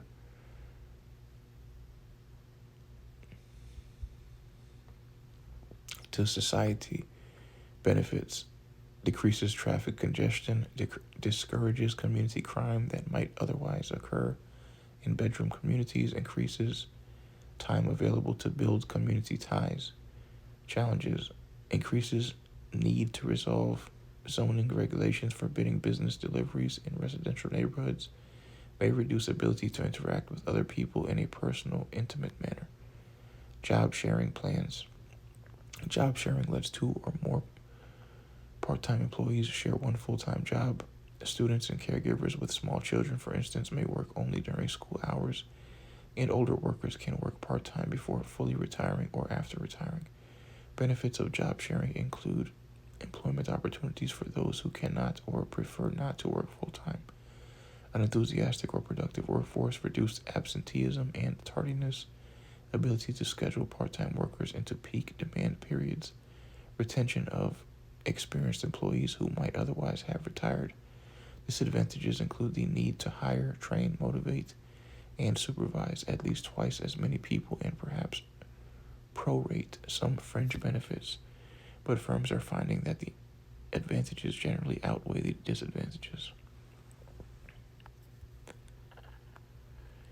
Moving employees up, over, and out. LO 11-10 describe how employees can move through a company: promotion, reassignment, termination, and retirement. Employees don't always stay in the position they were hired to fill.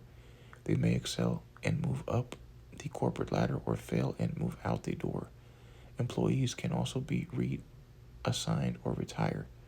Of course, some choose to move themselves by going to another company. Promoting and reassigning employees. Many companies find that promotion from within the company improves employee morale. It's also cost effective in that the promoted employees are already familiar with the corporate culture and procedures and don't need to spend valuable time on basic orientation. In the new, flatter corporate structures, see Chapter 8, there are fewer levels for employees to reach than in the past. Thus, they often move over to a new position rather than up. Such lateral transfers allow employees to develop and display new skills and learn more about the company overall. Reassignment is one way of motivating experienced employees to remain in a company with few advancement opportunities. Page 301. Terminating employees. We've seen that the relentless pressure of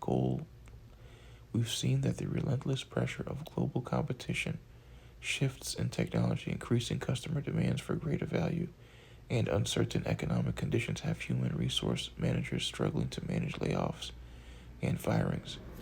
Even if the economy is booming, many companies are hesitant to hire or rehire workers full-time.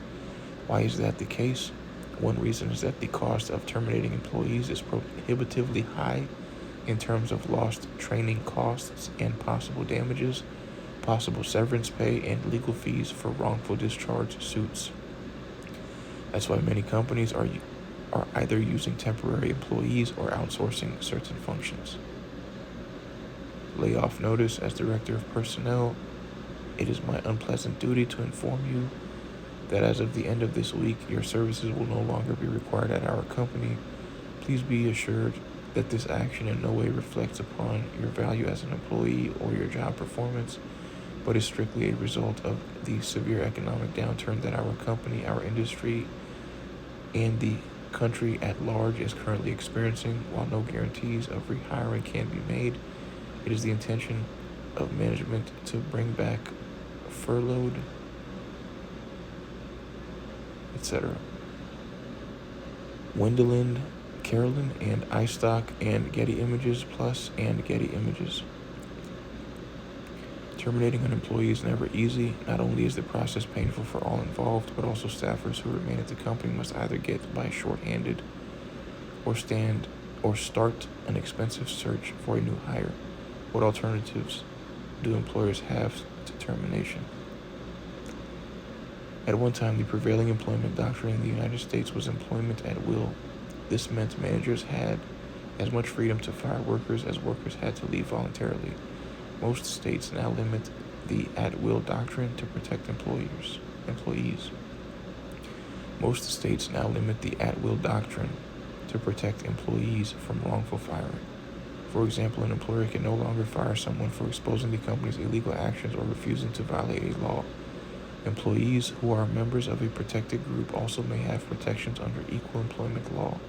In some cases, workers fired for using illegal drugs have sued on the grounds that they have an illness, addiction, and are therefore protected by laws barring discrimination under the Americans with Disabilities Act, ADA. Well-intended legislation has in some ways restricted management's ability to terminate employees as it increased workers' rights to their jobs. See Figure 11.8 for advice about how to minimize the chance of wrongful discharge lawsuits. Figure 11.8, how to avoid wrongful discharge lawsuits. Consultants offer this advice to minimize the chance of a Consultants offer this advice to minimize the chance of a lawsuit for wrongful discharge. Prepare before hiring by requiring recruits to sign a statement that retains management's freedom to terminate at will. Don't make unintentional promises by using such terms as permanent employment. Document reasons before firing and make sure you have an unquestionable business reason for the firing. Fire the worst first and be consistent in discipline.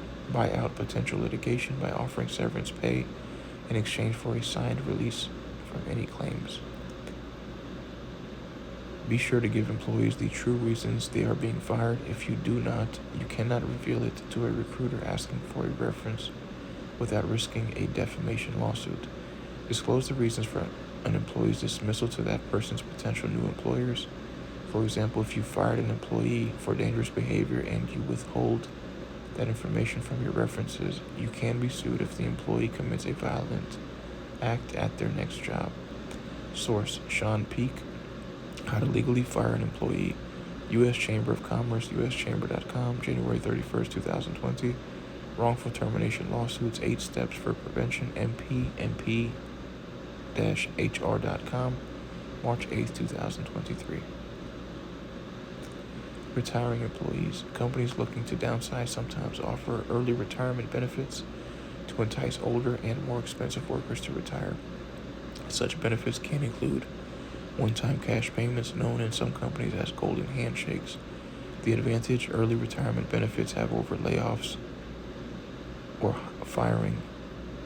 The advantage early retirement benefits have over layoffs or firing is the increased morale of surviving employees.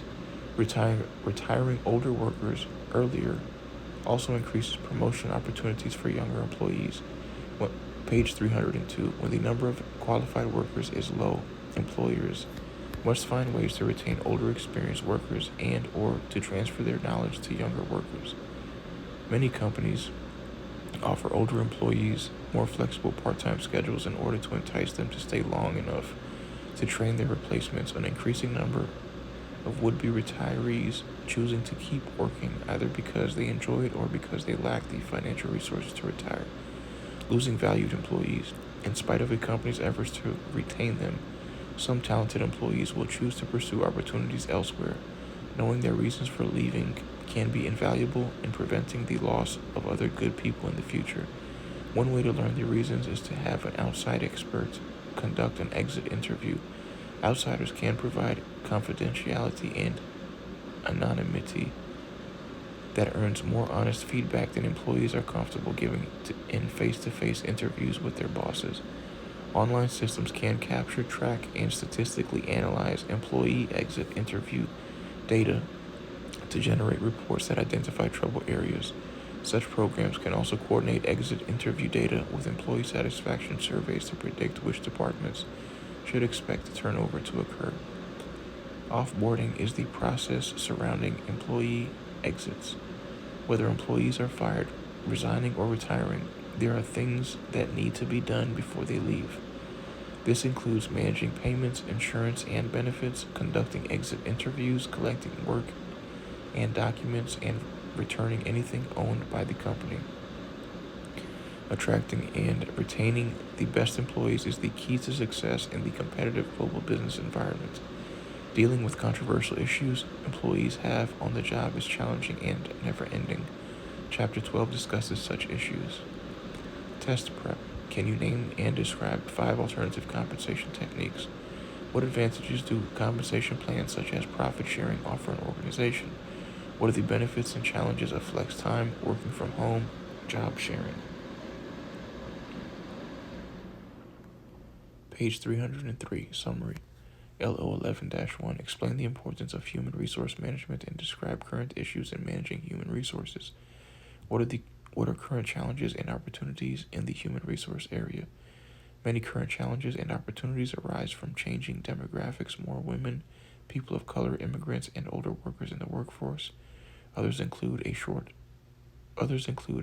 of trained workers and an abundance of unskilled workers, skilled workers in declining industries, requiring retraining, changing employee work attitudes, and complex laws and regulation.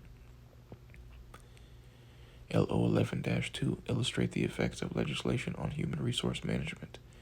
What are some of the key laws? See Figure 11.2 and review the text section on the laws. LO 11-3, summarize the 5 steps in human resource planning. What are these steps in human resource planning? The 5 steps are: 1. Preparing a human resource inventory of the organization's employees. 2. Preparing a job analysis. 3. Assessing future demand. 4. Assessing future supply. And 5. Establishing a plan for recruiting, selecting, training, developing, appraising, compensating, and scheduling employees. LO 11-4.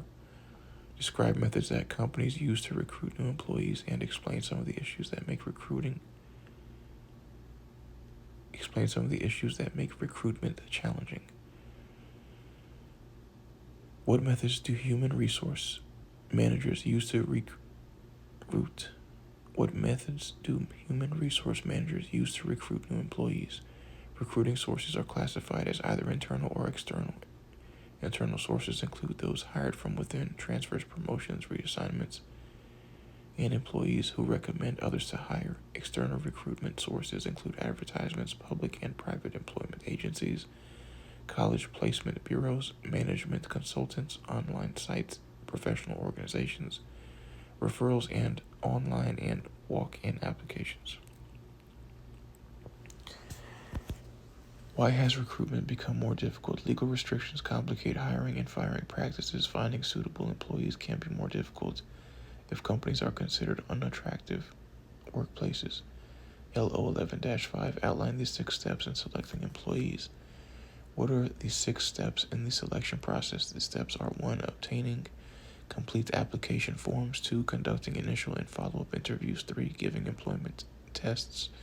4. Conducting background investigations. 5. Obtaining results from physical exams. And 6. Establishing a trial period of employment. What are contingent workers? Contingent workers include part-time workers, anyone who works less than 35 hours per week. Temporary workers, workers paid by temporary employment agencies, seasonal workers, independent contractors, interns, and co-op students. Why has there been such an increase in hiring contingent workers? Workers want diversity and flexibility in their roles and the ability to showcase their skills, and employers have shifted from "I need to hire a person" to "I need to complete a task." LO 11-6, illustrate employee training and development methods. What are some training activities? Training activities include employee orientation, on and off the job training, apprentice programs, online training, vestibule training, and job simulation. What methods help develop managerial skills? Management development methods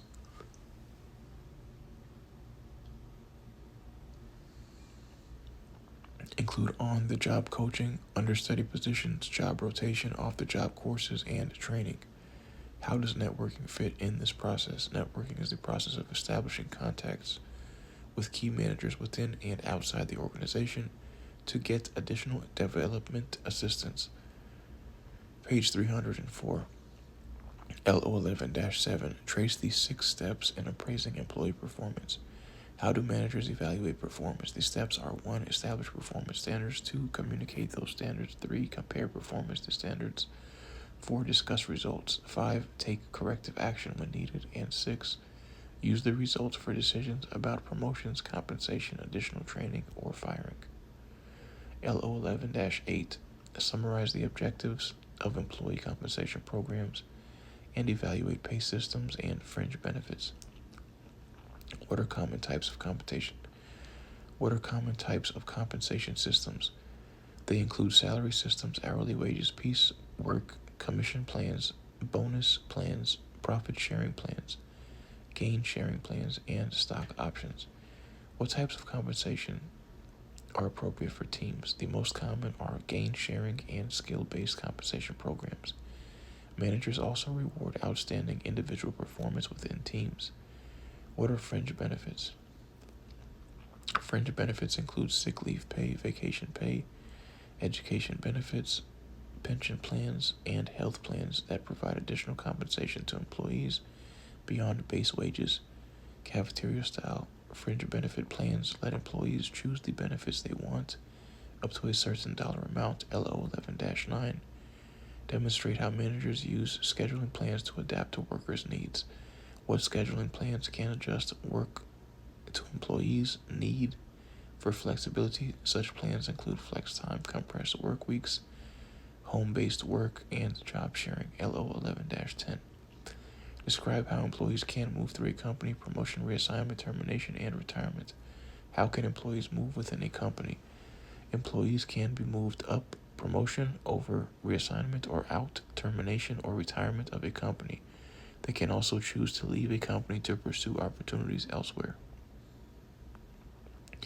Key terms: affirmative action apprentice programs, cafeteria-style fringe benefits, compressed work week, contingent workers, core time, flex time, fringe benefits, human resource management, HRM, job analysis, job description, job sharing, job simulation, job specifications, management, development, mentor, networking, off-the-job training, online training, on-the-job training, orientation, performance appraisal, recruitment, selection, training and development, vestibule training. Page 305, critical thinking. 1. Does human resource management interest you as a career? What are your experiences working with human resource professionals? 2. What effects have dual career families had on the human resource function? 3. What problems can arise when family members work together in the same firm? 4.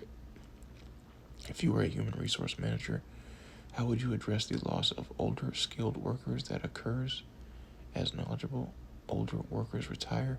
5. Imagine you must fire an employee. What effect might the dismissal have on remaining employees? Explain how you would tell the employee to be fired and your other employees. 6. As employees seek more opportunities for at-home work, what advantages and disadvantages do you see for both employers and employees? Putting principles to work. Purpose. The 2 purposes here are to illustrate the types of questions managers typically ask during interviews and to practice answering such questions in a safe environment. Exercise. Go to monster.com, click on career advice, then interviewing. This list of articles identifies some of the more common questions asked during an interview. Read the articles for advice about how to best answer these common questions. This will give you the opportunity to practice your answer so that when you do go on an actual interview, you are less likely to fumble for an answer.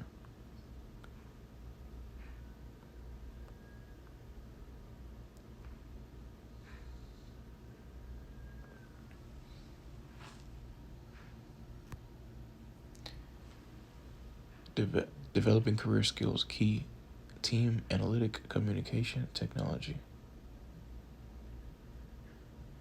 1. Look for job listings online at your college or in your local newspaper and find at least 2 positions you might like to have when you graduate. List the qualifications specified in each of the ads and identify methods the companies might use to determine how well applicants meet them. 2. Read several current business periodicals or search online to find information about the latest court rulings on benefits, affirmative action, accommodating disabilities, and other human resource issues.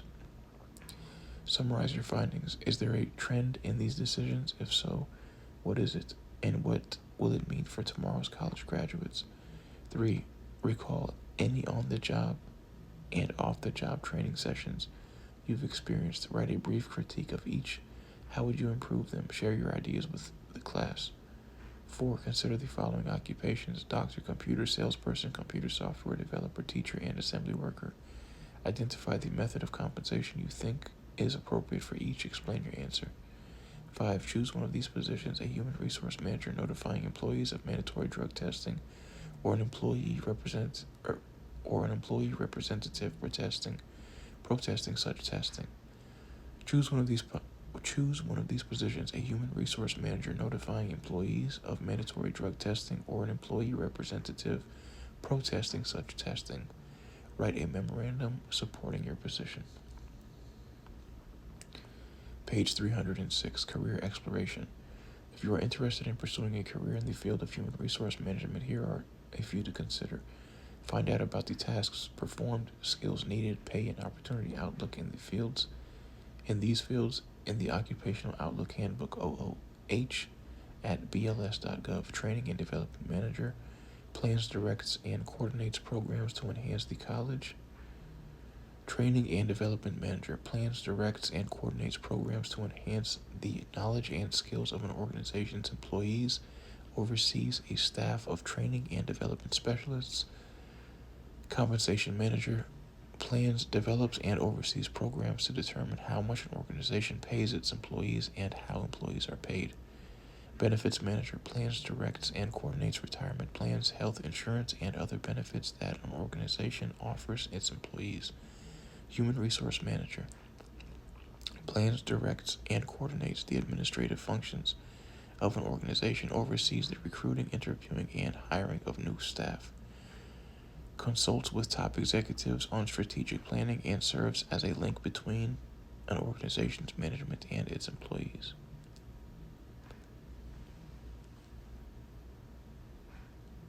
Video Case 1, McGraw-Hill Connect, Hiring and Developing Employees at Enterprise.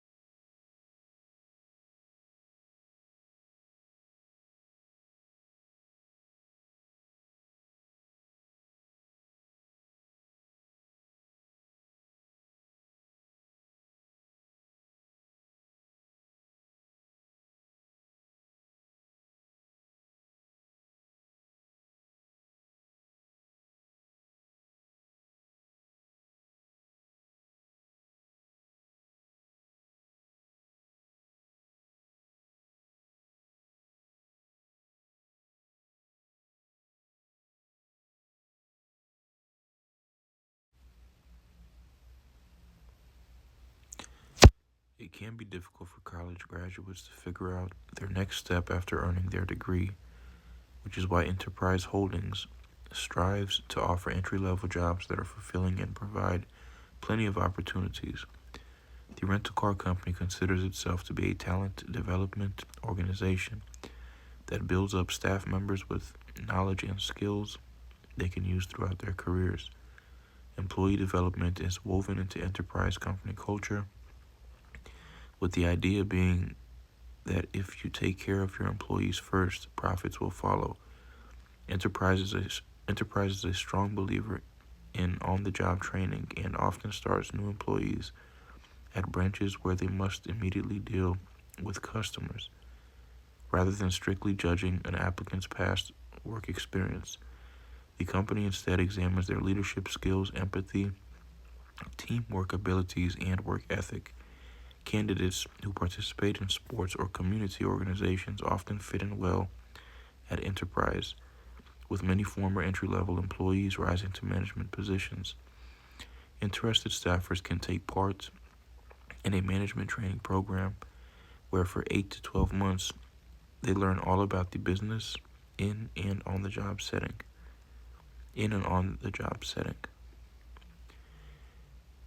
Interested staffers can take part in a management training program where for 8 to 12 months they learn all about the business in an on-the-job setting. When employees emerge from the management training program, they are encouraged to pursue the work that most interests them, since there is no singular path to success. With its emphasis on learning and high-performance work practices, Enterprise is almost always able to promote from within the company. In fact, most of Enterprise's top executives once previously occupied lower positions within the company.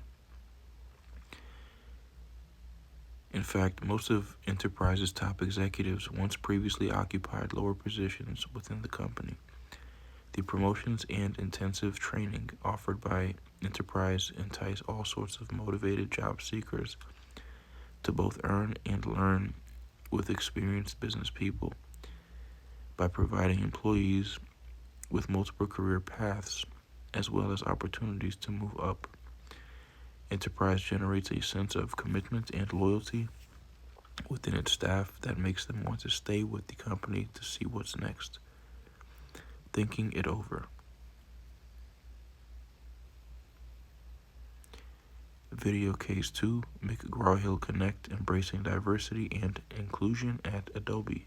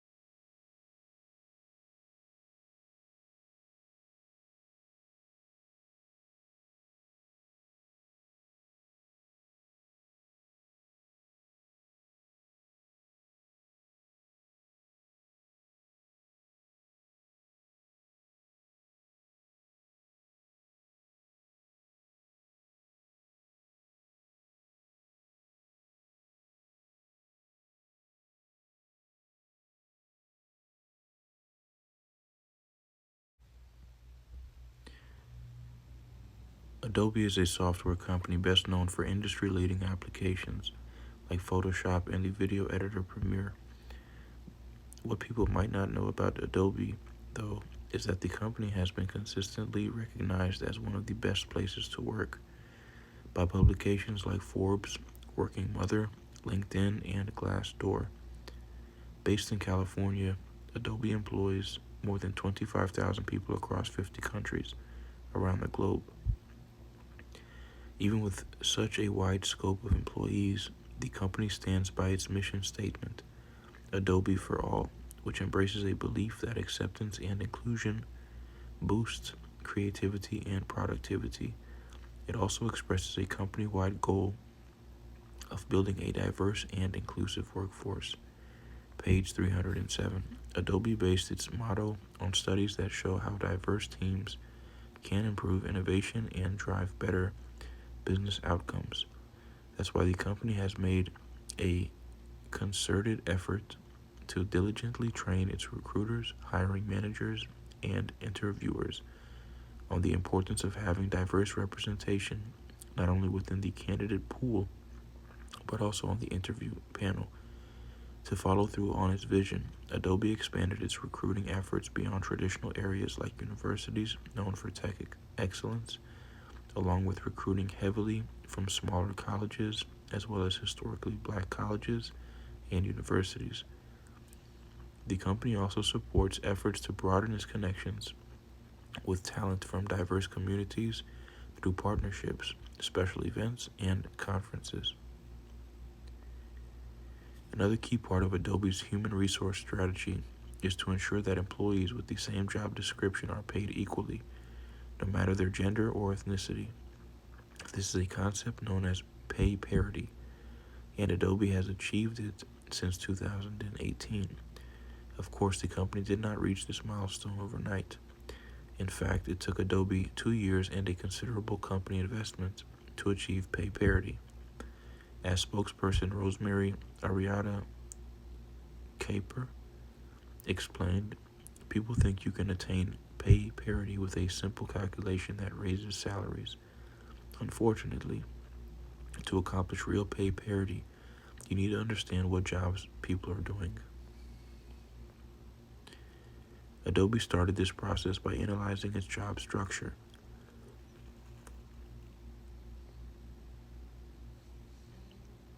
And placing more than 25,000 employees into the correct categories. This extensive analysis then made the company realize that employee engagement went far beyond compensation. Adobe decided to launch several new initiatives to support its staff, such as a fund that allows employees to pursue further education, along with more progressive parental leave policies. The company also established employee networking groups aimed especially at staffers from historically marginalized or underrepresented communities. The efforts of Adobe for All have since become essential to the company's overall human resource strategy. Still, Adobe recognizes that inclusivity is an ongoing process that requires a good deal of continuous work, especially as employees in all industries become more mobile and dispersed across the world. In this changing business environment, it would be more important than ever for companies to create a sense of community where employees really feel like they belong. That seems to be the next chapter for Adobe. Thinking it over. 1. Why do you think diversity improves innovation in a firm such as Adobe? 2. Why is it important to train recruiters, hiring managers, and interviewers to ensure an organization can achieve a diverse workforce? 3. Do company programs that focus on staff's needs help enhance employee engagement? Why or why not? Page 308, page 309, notes.